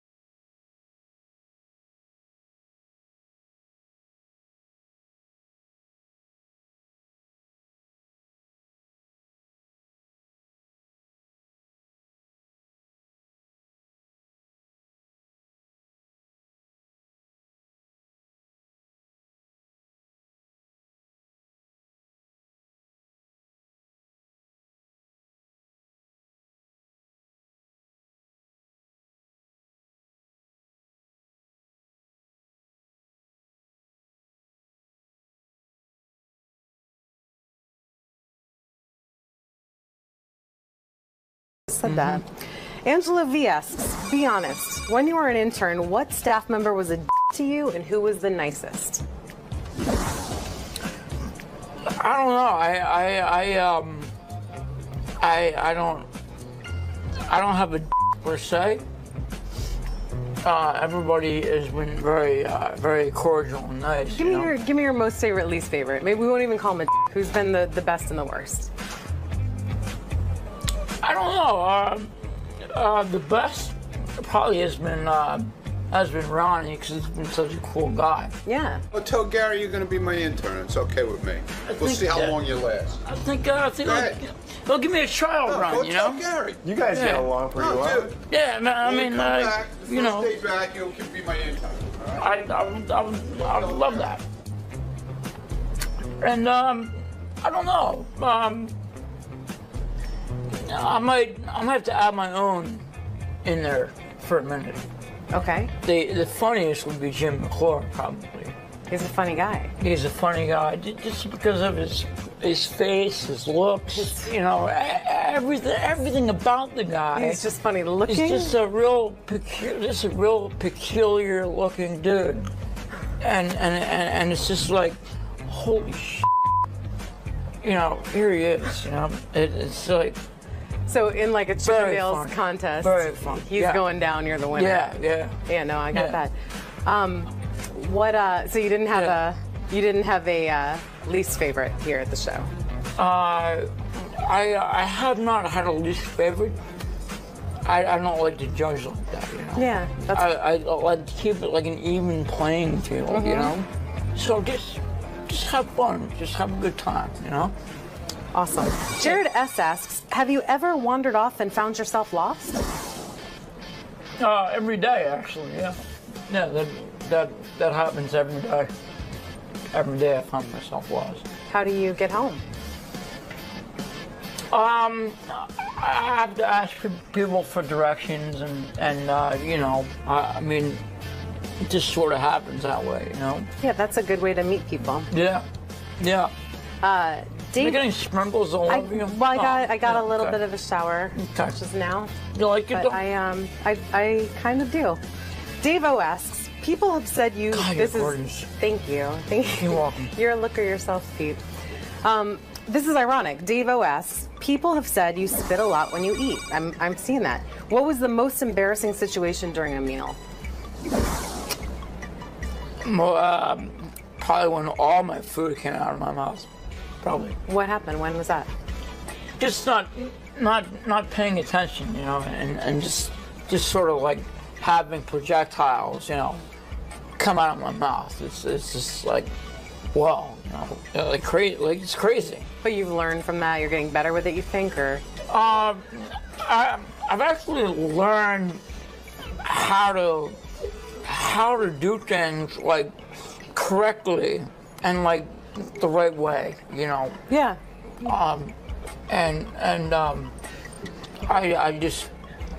I've learned from past mistakes. That's how you grow. You know, that's how you grow as a human being. Yeah. I mean, it's just like, you know, eating and learning. You know, that's usually how it goes.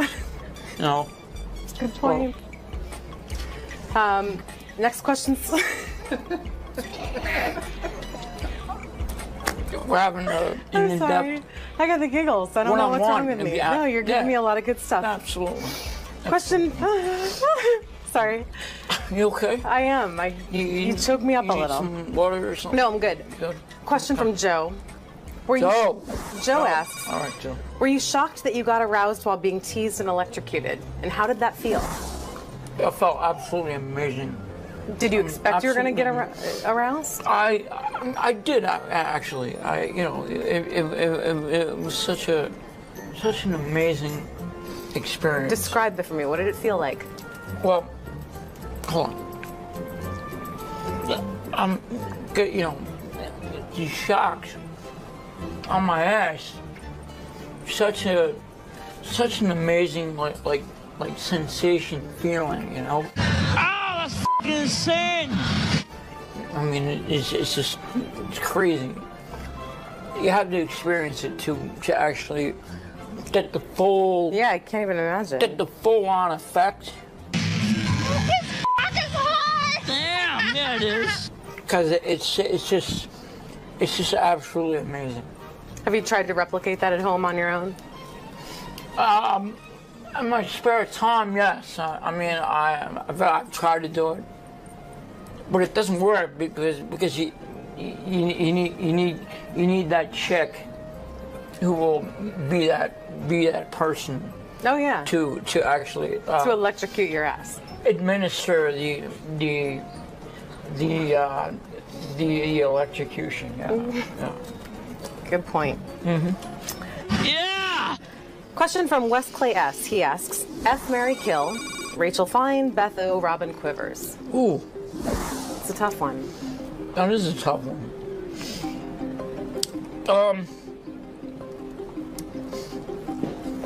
I don't know. I probably would have to say I'd F Rachel Fine. Thank you, sir.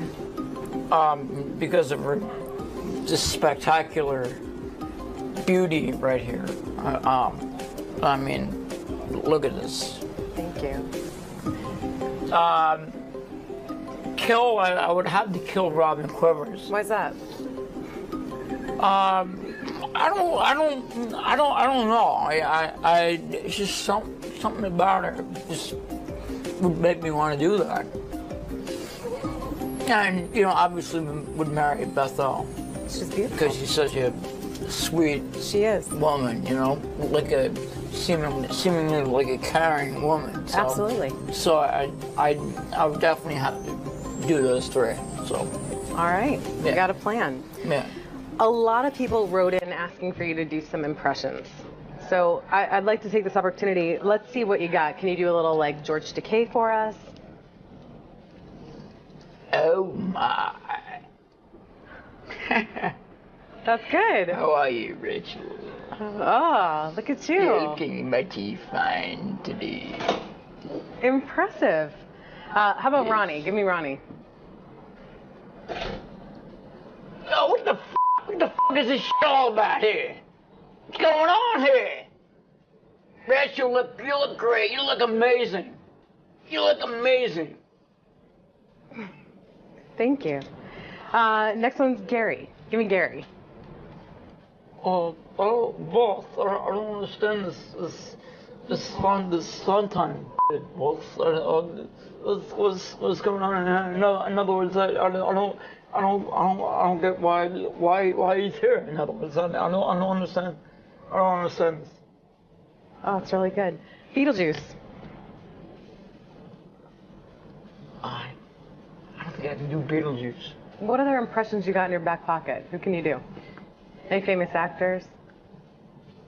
Off the top of my head, I don't have anything. Any other show members that you can do impressions of?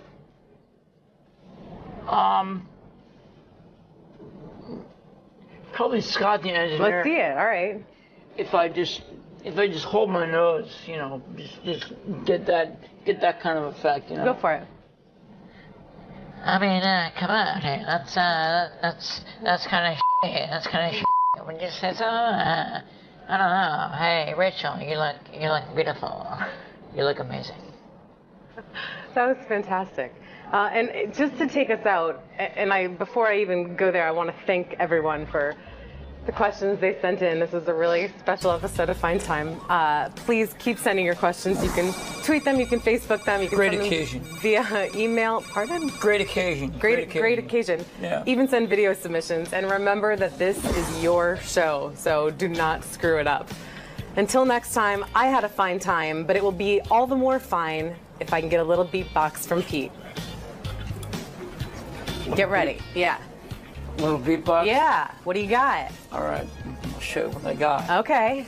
Gotta get into it a little bit. Get into you know? it. Gotta get into the rhythm. Gotta get into the rhythm. Okay.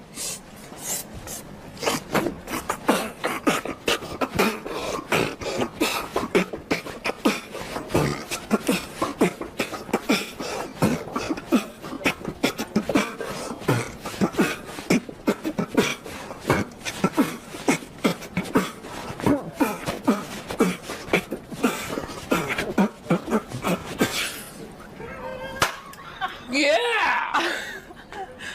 Amazing. That's what I'm talking about. This guy. Is that good stuff for one? It was, or what? You are hot, by the way. Thank you. I mean, Thanks, amazing. I really appreciate it. Thank you. You're welcome.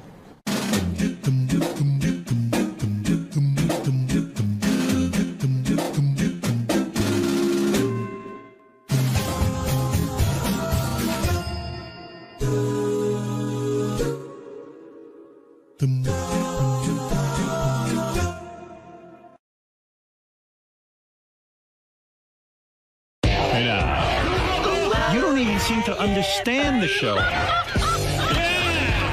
You just ruin everything. You gotta be funny in here. I can't wait for you guys to see this on Howard TV. Daily shows, classics, and exclusive behind-the-scenes access. Well, that's going to be on Howard TV. The funniest, sexiest, most star-studded network on TV is Howard TV On Demand.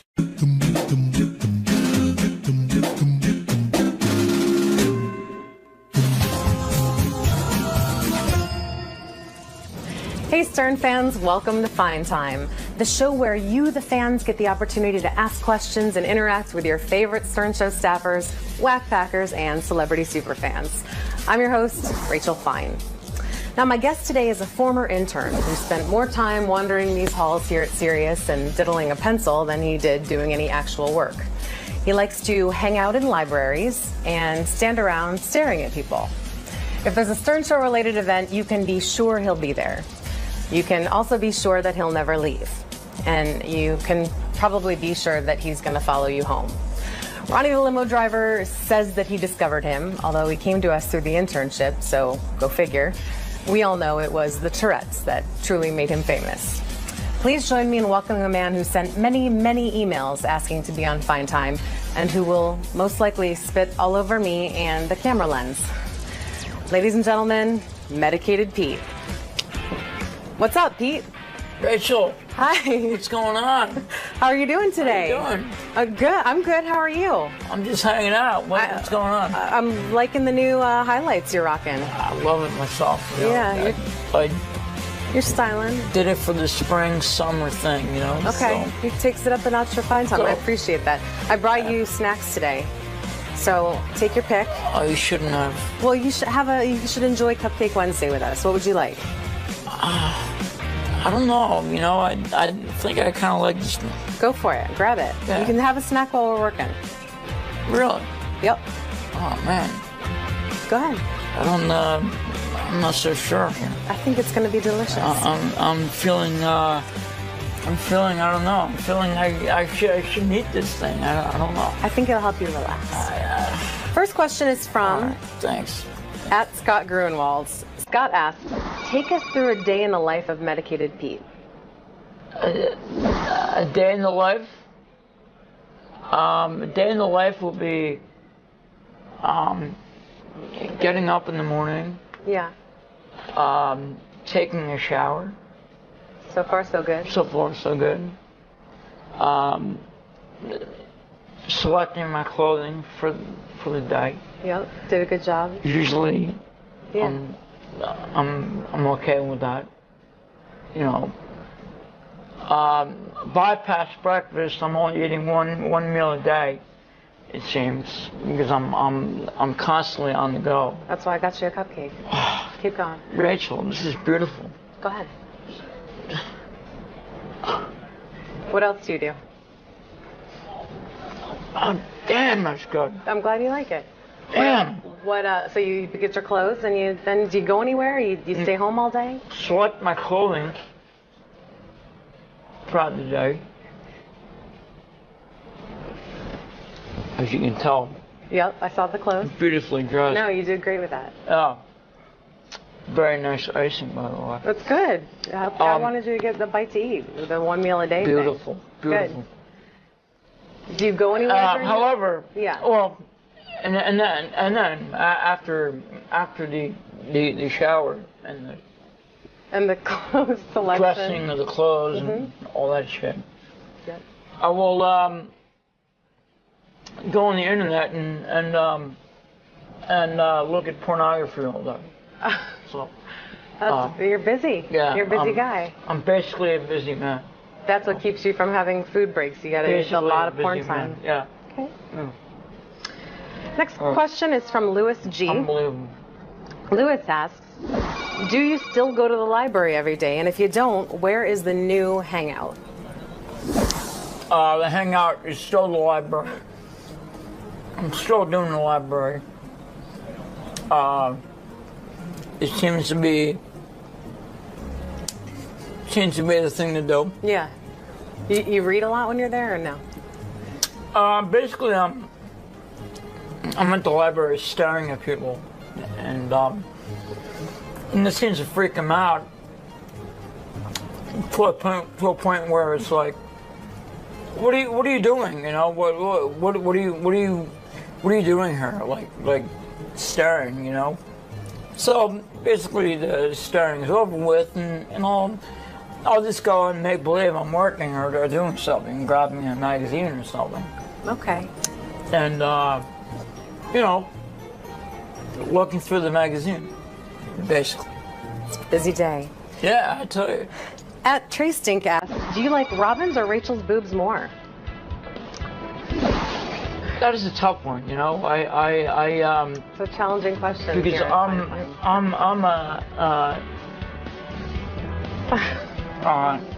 very much a boob man. Yeah. So what's your expert opinion? I love the boobies, you know. Sure. Love the boobies, you know. He loves the boobies. I mean, it's just a fascination of mine. Okay. Staring at breasts, and I get such a joy and a rush from staring at boobies. So to answer your question, I'll have to say Rachel's, because I don't know, it's just fascination. Fascination. I am so flattered right now. Question from Brian S. What's your favorite experience you've had with the show? I have to say my favorite experience has been pissing Ronnie the 𝗦𝗵cie𝗄 off to the extent where it's very enjoyable. Do you have a favorite pissing Ronnie off memory? I remember going to the staff bathroom and putting like a garbage can or something in the way of the door, and he came out of the door and boom, there's the garbage can there, and then he was really pissed off.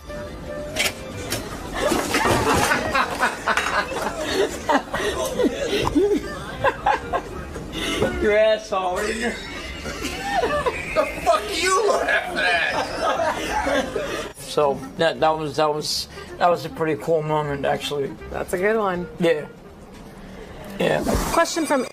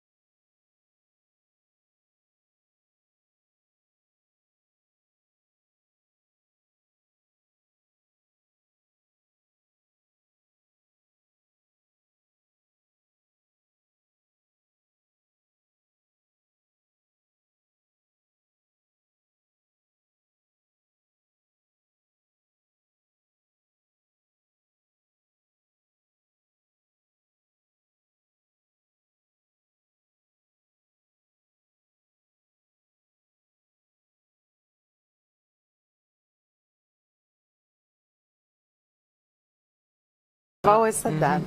Angela V asks, be honest, when you were an intern, what staff member was a dick to you and who was the nicest?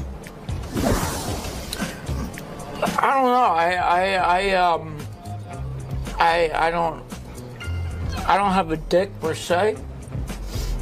Everybody has been very cordial and nice. Give me your most favorite, least favorite. Maybe we won't even call him a dick. Who's been the best and the worst? I don't know. The best probably has been Ronnie, because he's been such a cool guy. Yeah. Well, tell Gary you're going to be my intern. It's okay with me.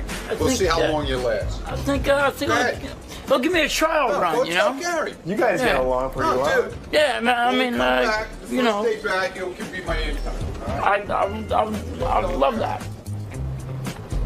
And, I don't know. I might have to add my own in there for a minute.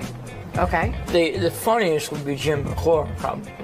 He's a funny guy. He's a funny guy, just because of his face, his looks, you know, everything about the guy. He's just funny looking. He's just a real peculiar looking dude, and it's just like, holy shit, you know, here he is. You know, it's like.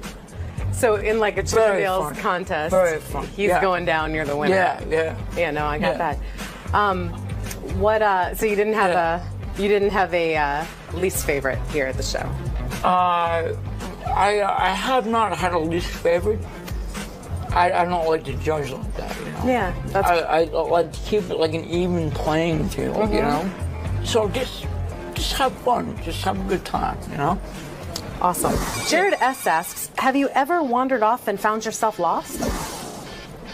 Every day, actually, yeah. Yeah, that happens every day. Every day I find myself lost. How do you get home? I have to ask people for directions, and you know, I mean, it just sort of happens that way, you know? Yeah, that's a good way to meet people. Yeah, yeah. Dave, you're getting sprinkles all over you? Well, I got a little bit of a shower just now. You like it? But I kind of do. Dave O asks, people have said you. God, this you're is. gorgeous. Thank you. You're welcome. You're a looker yourself, Pete. This is ironic. Dave O asks, people have said you spit a lot when you eat. I'm seeing that. What was the most embarrassing situation during a meal? Probably when all my food came out of my mouth. Probably. What happened? When was that? Just not paying attention, you know, and just sort of like having projectiles, you know, come out of my mouth. It's just like, wow, you know, like crazy. Like it's crazy. But you've learned from that. You're getting better with it, you think, or? I've actually learned how to do things like correctly and like the right way, you know. Yeah.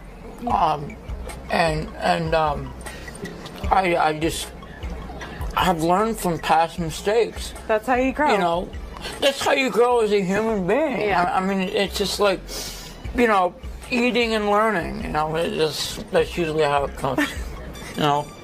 Good point. Next questions. We're having an in-depth. I got the giggles. I don't know what's wrong with me. Yeah. No, you're giving me a lot of good stuff. Absolutely. Question. Sorry. You okay? I am. You choked me up a little. Some water or something? No, I'm good. Question from Joe. Joe asks. All right, Joe. Were you shocked that you got aroused while being teased and electrocuted? And how did that feel? That felt absolutely amazing. Did you expect you were going to get aroused? I did actually. You know, it was such an amazing experience. Describe it for me. What did it feel like? Well, hold on.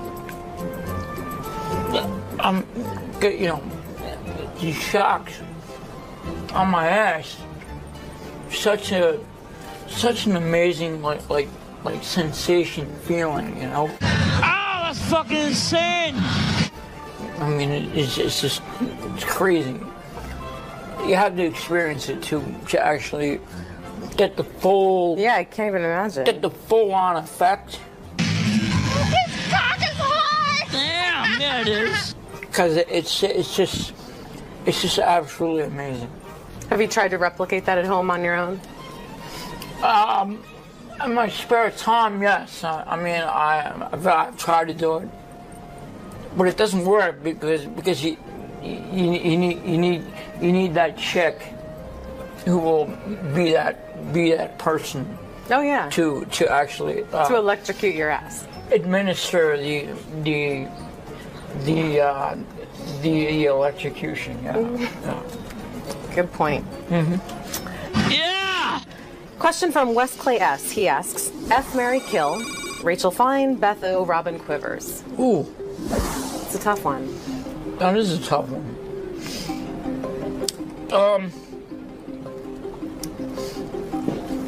I don't know. I probably would have to say F Rachel Fine. Thank you, sir. Because of her just spectacular beauty right here. I mean, look at this. Thank you. Kill. I would have to kill Robin Quivers. Why's that? I don't know. It's just something about her just would make me want to do that. And you know, obviously would marry Beth O. She's beautiful because she's such a sweet. She is woman. You know, like a seemingly like a caring woman. So, absolutely. So I would definitely have to do those three. So. All right. Yeah. You got a plan. Yeah. A lot of people wrote in asking for you to do some impressions. So I'd like to take this opportunity. Let's see what you got. Can you do a little like 𝗦𝗫𝗄𝗿𝗱 for us? Oh my. That's good. How are you, Rachel? Oh, look at you. You're looking mighty fine today. Impressive. How about Ronnie? Give me Ronnie. Oh, what the fuck? What the fuck is this shit all about here? What's going on here? Rachel, you look great. You look amazing. You look amazing. Thank you. Next one's Gary. Give me Gary. Boss, I don't understand this fun time shit. Boss, what's going on in here? In other words, I don't get why he's here. In other words, I don't understand. I don't understand this. Oh, it's really good. Beetlejuice. I don't think I can do Beetlejuice. What other impressions you got in your back pocket? Who can you do? Any famous actors?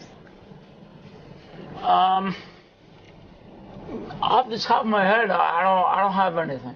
Any other show members that you can do impressions of?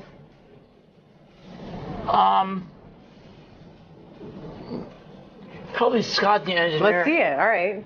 If I just hold my nose, you know, just get that kind of effect, you know. Go for it. I mean, come on, that's kind of shitty. That's kind of shitty. When you say so, I don't know. Hey, Rachel, you look beautiful. You look amazing. That was fantastic. And just to take us out, and before I even go there, I want to thank everyone for the questions they sent in. This is a really special episode of Fine Time. Please keep sending your questions. You can tweet them, you can Facebook them, you can send them via email. Pardon? Great occasion. Great occasion. Yeah. Even send video submissions. And remember that this is your show, so do not screw it up. Until next time, I had a fine time, but it will be all the more fine if I can get a little beatbox from Pete. Get ready. Yeah. Little beatbox? Yeah. What do you got? All right. I'll show you what I got. Okay. Gotta get into it a little bit. Get into it. Gotta get into the rhythm. Gotta get into the rhythm. Okay.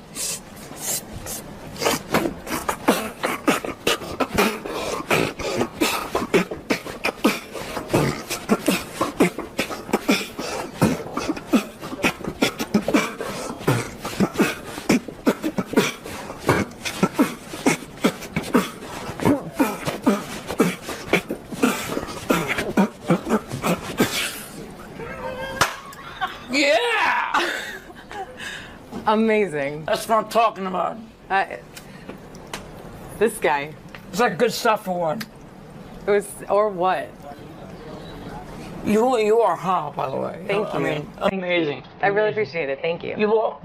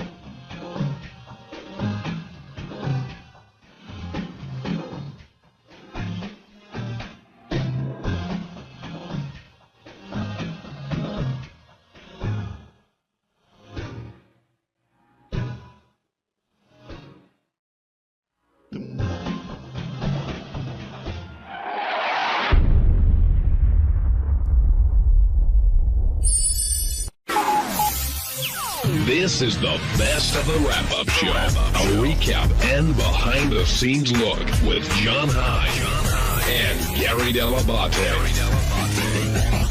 The best of the wrap-up show begins now. Hello, I'm JD. On Monday's wrap-up show, I came in and talked about the lovely, gorgeous Jenny McCarthy, who I was in love with before, but after she admitted to liking to choke on cock, I just fell head over heels. So I came in and talked about that, and then later on, Sal Governale came in and talked about his new chompers. So there you go.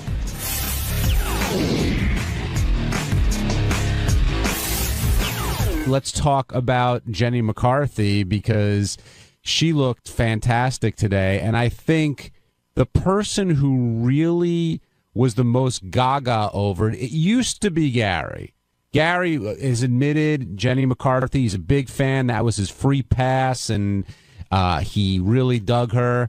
But I think that was eclipsed by JD today, who was in love with Jenny McCarthy and got to go in at the end of the interview and totally fumbled it and then told Benji he loved him, which I did not know where that came from, Ted. So we'll talk to JD about him meeting Jenny. But when Jenny said why she hadn't come in for a number of years, she said it was autism and she was sort of depressed and dealing with the issues and this and that.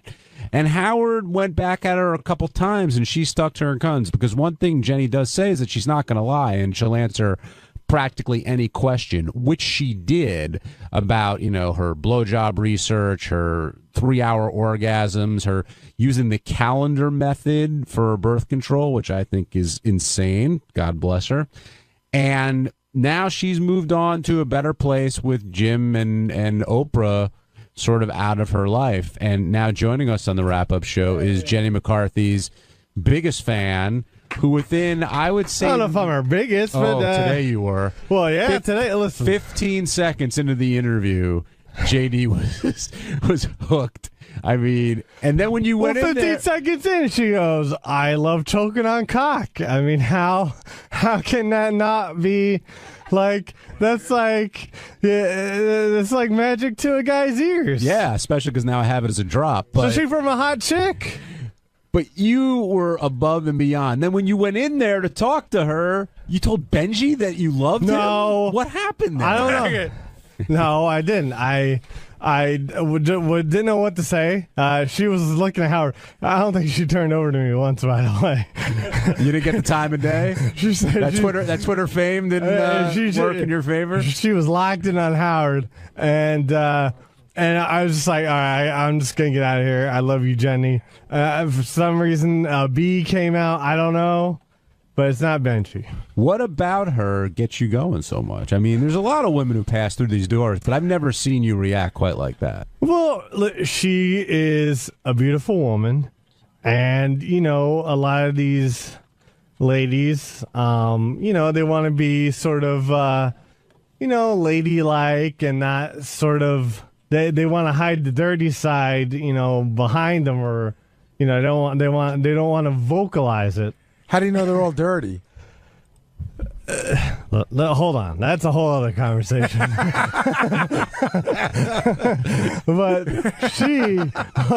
she was like up front with, you know, she loves sex and she loves to be a dirty girl. So, you know, there you go. You love the way she talked. Of course. Who doesn't love it's Jenny McCarthy talking dirty? What is there not to like about that? She was like Jack Black at Tropic Thunder. You know, I want to lick the ball. Yeah, I mean, of course. Do you think he's surpassed you in terms of digging Jenny McCarthy? Absolutely, because I was digging her, but I was trying to, you know, and the best part is Gary has to be a professional, and he's married. I have no limitations. That's true, but usually this is how I know JD was really into her. Usually when you throw a guy under the bus, he goes, oh, that's bullshit, the bullshit. He comes and says, yeah, I want to tell you, you're fucking hot. Well, yeah. You know, but that damn Brian Urlacher's got to be in the way. Do you think Jenny would bang Howard literally this afternoon if he wanted it? Absolutely. And it's always been that way. She's always been pretty into him. You mean if she wasn't with it? Yeah. Yeah, I mean, if they were both single, she'd totally bang him this afternoon. She's definitely attracted to him. There's something going on between them, and she, you know, she's sort of, I don't know how quickly can Howard get a blood test. Yeah, right. Do you think Howard regrets not banging her during his single time? I'd say that if there's a top 5 list, it's, you know, it's her and Jillian Barbary would be the 2 top ones, and I don't know how to fill in the rest. Who's wilder, you think, Jillian Barbary or Jenny McCarthy? Ooh. Got to know your head? I got to think about that one. Well, that totally fits with Jillian. That was Yeah, I don't know. What do you think, JD? Give me your assessment, because I know you love both of them. I don't know, but man, that would be a competition to watch. I'll tell you that. I guess I think that Jenny's probably a little wilder because she was naked in magazines. But I think Jillian would be naked in Playboy if Fox would let her. So I don't know. It's a tough call. Jillian seems to me like she sincerely loves sex more than Jenny. I can't tell with Jenny, this is just my thing, how much she's just having fun with the reaction of people saying it. No, I mean, she's been on the show before. I think she's being pretty genuine. Doesn't matter. Son of hot. John, you're on the wrap-up show. Good morning, fellas. How you doing? Good. I hope you can hear me all right. I'm on my cell phone there. No, I can hear you fine. What's your question? My only disappointment is after Jenny talked about how sexual she was, they should have got her on the simian. The Sibian, you mean? No, an actual monkey. Oh, I'm telling you what, the way she was talking about having a long orgasms and things like that, that would have made for classic, like that one gal that supposed to have the brain tumor or whatever, that I can't think of that porn star's name that was on there that had that massive orgasm with the guy that created Raven Alexis. What were you going to say, JD? Well, should I tell him what I came into Gary's office and I was like, we need to have her demonstrate this oral technique because she keeps talking all about it. And, I wanted to see it. You wanted me to get a banana. You were very specific. I wanted someone to get something in there. But, I mean, Howard tries to gauge. That's undisputed. I mean, she could be very sexual talking about what she's doing, but Howard tries to gauge that. And it could be insulting to her, even though she was talking about what she was talking about. It might be insulting to get her on the Sibian. And she's got more appearances coming up. And, she was alluding to it. Well, we better be at the prepared beginning. You're right. She did mention it. And then I thought to myself, oh, that'll be really funny. Maybe she'll get on the Sibian because she's wearing underwear. It's not that big a deal. But she said she wasn't wearing underwear. And then she even said something that her private parts would engulf it or something like that. I thought she had ridden the Sibian. Who was the big one that Carmen Electra. She wore it with. She did it with underwear on. Did we? Was there something with her peeing in her pants afterwards? Tickle chair. Was that Jenny? Yeah. No. Okay. Jenny peed in the tickle chair? She sure did. I don't remember that. When it comes to piss, I don't forget. I get all my water. I'm getting my water in the tickle chair confused because I think So Maria Menounos was the one who spilled all the water on her, right? Yes. It was a creepy grin again. No, because I was the one doing it. That's such a creepy Matt in grin. California, you're on the wrap-up show. We all have it, Care. Hey, Matt. Hey, how's it going? Good. Hey, listen, I just want to talk a little bit about Jen McCarthy. Yeah, she was a great guest today, and I got to agree with the last guy about the city and would have been awesome, but she's just very open and very candid. It was a great interview again by Howard. He's just one of the best interviewers probably ever, and it's just pretty awesome. It was really good show today, and Bill Walsh was good too. Yeah, I mean, the sex stuff with Jenny was amazing. I've never heard anybody come on the show who has any celebrity at all and be that open. But even the stuff she talked about afterwards, I still thought was great as well. Although JD wanted to go back to her blowjob techniques. Oh, yeah. Yeah, I thought she was a really good interview. Thanks for calling. Sal, I see you in here. You went in towards the end of the show to defend your new teeth. Congratulations on that. And congrats on your new show. Thank you, my friend. But it seemed that this is one of those situations where Howard had to tell you, don't cover your teeth when you're laughing. I don't want Gary to see them and make fun of them. That's where I'm going with this. First of all, you look like Ross when Ross on Friends kill got me his teeth now. whitened. And as long as my teeth don't smell like Ross's teeth, I'll be fine. Sorry, Ross. But Gary started, Ross. All right, look like Ross how? Ross from Friends. Oh, shit! Oh, my God! I can't believe But good work. Oh, my God. I was talking about. I said Sorry, Ross from Friends. Oh, fuck, did I put my foot in my mouth? You sure did. You are one of a kind. I just kicked out my new teeth. But this was one of those situations where it seemed like Howard told you were inappropriate, therefore you're like, you know what, I guess I see that, when you were getting them and the jokes you made and things like that. But do you really feel like you did anything wrong when you were in there? I think I'm a normal guy. I think I'm getting my teeth done. I have a little gas going. I have a beautiful assistant to the left of me. If you're so normal, how come you're the only one that seems to get this kind of trouble? I don't know. You guys bring it to light. But it should be like everybody should be. You should hear every day, oh, my God, some guy went to the dentist office, used the N-word. You don't only hear about you. Yeah. Well, I didn't use the N-word N-word, not N-word in a derogatory sense, like when that black guy stole your chocolate, Gary. I used it singing along to a song. Let's go back to the hits. But I thought I tried to make the best of it. It was very painful. You know, Gary, how it is. It's you're under a lot of pressure. It hurts. There was pain involved. Not much pain, but at first he missed a spot or two with the Novocaine, and God, my balls went right up my ass. Whoa, because you clench up, and I kind of wanted to break the ice a little bit. Can we clarify something? I've heard you paid $12,000, $6,000, Right. $18,000, paid nothing. What's the truth? I paid $6,000 for around $5,800 for the lab work, for the teeth itself and the lab work. The dentist did the work, put on the teeth, and they did the gum shaving for free. Why? Well, he offered it to me for free. But who is he to you? Nobody. Well, I met him through somebody. And he says, look, if you want nice teeth, I can help you out. And he says, I could give you a deal. I'm a fan of the Howard Stern Show. He's a big fan of the show. Because here's the allegation that's going around the back office. Yeah. There was a page 6 item about it last week. So that basically you got on the air. The rap is you got on the air, gave out the guy's name, got the page 6 thing, and in exchange you did it for free. I swear on my children, never called page 6, never did anything like that. There was no barter there. I'm assuming, which makes logical sense to me, that somebody, either the dentist or the dentist's office, leaked that out. That occurrence did happen. They did put me in a separate room, and they waited for her to leave and then for me to go in because they were afraid she was going to be offended by seeing me. I never besmirched her like they said, so when the news came out, I don't even know what besmirch means. It's all right, keep going.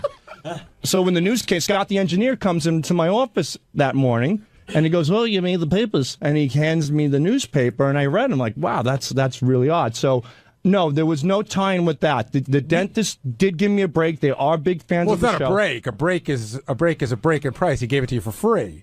Yeah, that's not really a break. He gave it to you completely for free, except for what it cost him. Right, pretty much. So Now, that was very nice of him. But why would he do that just for you? Like, do you ever feel weird about taking it?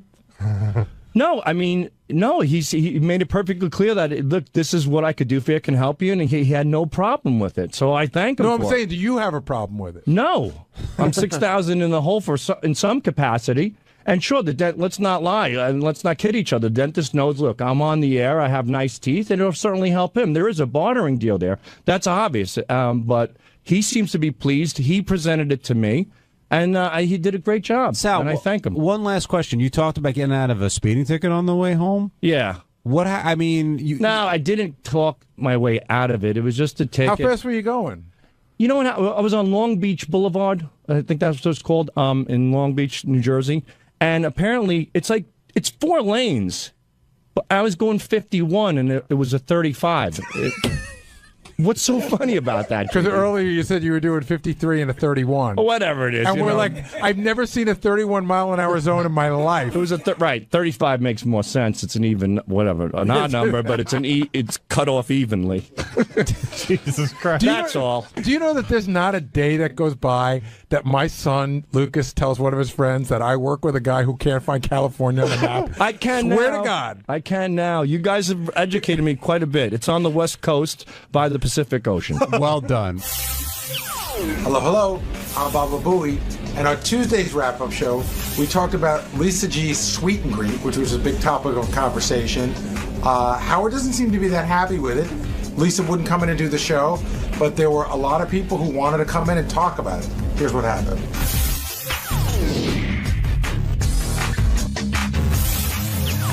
A lot of people, not just Ronnie, but he was in there pretty vocal about it, but a lot of people are upset about this Lisa G meet and greet issue. And the first thing I want to tackle, Gary, we kind of talked about this off the air, is Lisa treated differently because she wasn't sort of raised by the show? She came in from the outside. Or do you think Howard's not going, Howard could be hitting her harder and he's not for another reason? This is totally my opinion, but the first thing you said, yes, Lisa worked in the business for a very long time before she worked here, so I think Howard sees her as a colleague, even though they may not be equals in the same business.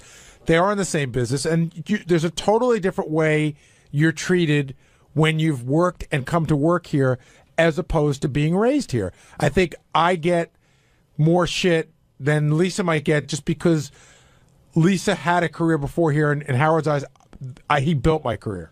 What about Ronnie's point, which he's been making for a long time, probably a number of years, I would say, that Lisa isn't a team player. And when you hear, she's doing this, she's not part of the show, or I don't even know what you said. And again, Lisa, you're more than welcome to come down and defend yourself. She doesn't work for the Howard Stern show. She works for Sirius XM. What kind of comment is that? Yeah, I mean, I think that Lisa has always gotten away with. Ronnie says she's not a team player. She's not participated in things under the guise of I work in the news department. I have a certain reputation to keep up. But I think once you've opened the door to utilizing the show to put on a sweet and greet or whatever you're going to sweet and greet, whatever it's called, then you have to sort of say, well, I got to be part of the team, which means letting Howard TV come, which means letting Jason come and cover it. And Howard's right. Like, I said this even at K-Rock a bunch of times on the air, almost to my own detriment. I work for the Howard Stern show. I love that I worked at K-Rock and I worked for Tom. But at the end of the day, if Howard says, let's pick up and go, I'm going with Howard. But why is Lisa's event getting under Howard's skin? I mean, Benji's got his project. Ronnie's got the block party. I'm not sure what Will has. But all that stuff, why is Howard dwelling on Lisa's? Why is that the one that's really pissing him off? I'm not sure, but I would have to go back to the idea that it's really not providing any sort of entertainment in any way. And you know what? I think he's even a little irked at the block party a little bit. How so? I don't know. He just, I think, and he doesn't like so much being exposed with the show. He likes, everything sort of, he doesn't sell stuff like Bill O'Reilly and Rush Limbaugh or whatever. So he doesn't want to have a whole lot of. He thinks a little. I mean, I don't know. It's trading off the show's name, something like that, and he just doesn't like so much exposed with his stuff. If you go back to the old days of the show, Stuttering John and I went out and did a version of the block party many years ago, and we got our asses handed to us. Right? Then John doubled on back and did a more interesting version of the block party, which was just basically John hiring 3 unbelievable comedians and taking most of the money. And for some reason, Howard didn't seem to mind that. I always wondered why. And again, with the block party, Howard doesn't seem to mind. But there's one thing the block party provides that Lisa has not provided yet, which is a lot of content. Although she's providing content now, I think that the block party comes back to us every week with stories that are fun and interesting for the show. Right. It feeds the Howard Stern show. Right. Therefore, Howard's more tolerant of it. If I don't know if I'm using the right word there. I just wanted to say, too, having been a listener for so many years, I know what not to do going into something like this. Well, like what? Well, like, for example, not putting Howard's name all over an event that he's not going to be a part of. I remember John getting chewed out for Howard Stern and Friends, and then it was Stuttering John and Friends, and, from the Howard Stern show. And Howard Stern's name would be 10 times, 10 times bigger than anybody else's name. Shuli and Friends. No, Shuli and Friends. No, but I make sure that, But Lisa isn't doing that in this No, instance. I'm not saying she is. I'm just saying those... for what Gary was saying was when they used to catch shit in the older days for doing this, it just, you got to go into it respecting the fact that he's the reason why we're all getting a chance to do this. Ronnie, why do you think Howard's so bent out of shape about Lisa's event? Pretty much for the same reason everybody else is thinking it, because there's nothing there. She's not doing anything. She's charging a lot of money. Baking and talking. She's not even, according to what I heard, you're going to have to pay $103.49. And then you have to pay for your cupcakes and your coffee. Oh, I heard there was a free cupcake. Well, maybe that's from Lisa, but from the place itself, you're going to, if you want to purchase, if you want coffee, if you want a drink or whatever, you're going to have to pay for it. Oh, so anything above and beyond the free cupcake is on you. I'm assuming that Lisa's bringing the cupcakes. She's not making anything very clear what she's actually doing. Are you insinuating that while Lisa's meeting and greeting, she may be running a cash bar? I don't know. I think he's more than insinuating that, Gary. I don't know. And I said, Lisa, they're looking for you down at the rap show. I can't come today. I can tell you. There you go. I mean, why aren't you down here defending what you're doing? I will just say this, and I'm not going to give Lisa too hard a time. She should be here to defend herself. She doesn't want to be. I'm not going to hammer her too hard. But today, I was very much like a traffic cop. There were a lot of people coming to me during the show when Lisa was in there telling me this, telling me that, telling me this. And all roads seem to lead, at least people's belief that works here, is that this is all based out of some sort of jealousy that Lisa has towards almost everybody on the show, in the sense like, why does the block party get to go out? Why does Benji get to go out? Why does John Hein have a TV show? Why does Lieberman get to go on CNN? And I'm not saying that it's all based in rational thinking. And like you said, John, you went out and auditioned for the show. She may just be feeling that she's missing something, so this is her attempt at getting something going. Well, but then I would tell her. Can I say something, John? That's what irks me with this whole thing, with this whole thing she's doing, because as soon as Howard started to hammer her about it, she brought us into it, and like trying to make us the bad guys also. Like we're doing something wrong because he's hammering her. Or we're providing the same amount of entertainment or whatever. Well, she went flat out and said, hey, she's not doing anything less or more than Ronnie and JD are doing. That's not true. What do you do? I host a show. And that's what she's doing. She's hosting. Yeah, but she's not hosting. And there's nothing beyond her hosting. She's not introducing, like I'm introducing 𝗛cie. I'm introducing JD, or he's introducing me, or whatever. I'm introducing. So you want credit for introducing JD? That's what you do? A show needs an MC, okay? That's what I started off doing. There's nothing beyond the MC. I never said I was. What do you do, Dopey? Dude, I was Fuck never off. Get out of here. I was never said I was a fucking comedian. No, but Will's Will's making a point here. Right. I mean, Lisa is hosting the He's event, not making a point. He's being being the an MC. asshole. No, she is. But what is she giving with it? A cupcake? Yes. For $103. Well, you could talk to Come Lisa. on. It's okay. So I'll play devil's advocate. It's there's women who listen to the show who may not want to go to the block party because it's a little racy for them. Right. They're more in Lisa's sort of thinking. They'd like to hang out with Lisa, talk about what it's like to be a woman on the Howard Stern show, and they'd like to. It's a small gathering, like a cocktail party, not a drunken party like the block party is. Well, it's a symposium. Fine. If but you don't knock. Why knock us though?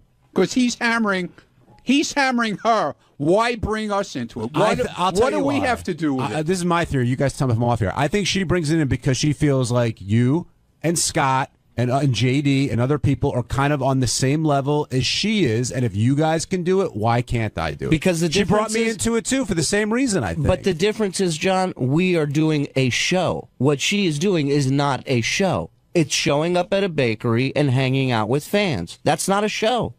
That's a Q&A. That's a town hall meeting. But okay, so I'll jump on that one, and I'll say there's plenty of people who go to college campuses, and that's all they do is a Q&A. They'll That's go in fine. That's fine, but don't pull in a comedy show and say this is the same exact thing that I'm doing. It's not. It's just not. There's a show. There's content. Aaron and Dayton, you're on the wrap-up show. Hey, good afternoon again. Can you hear me all right? Yep. Okay. I just wanted to comment. I mean, during the fight week, of course, we heard that Stuttering John got his ass reamed by Howard for going out, using the show for personal gain. And at this point in the game, everybody on the show, I mean, with the exception of you, John,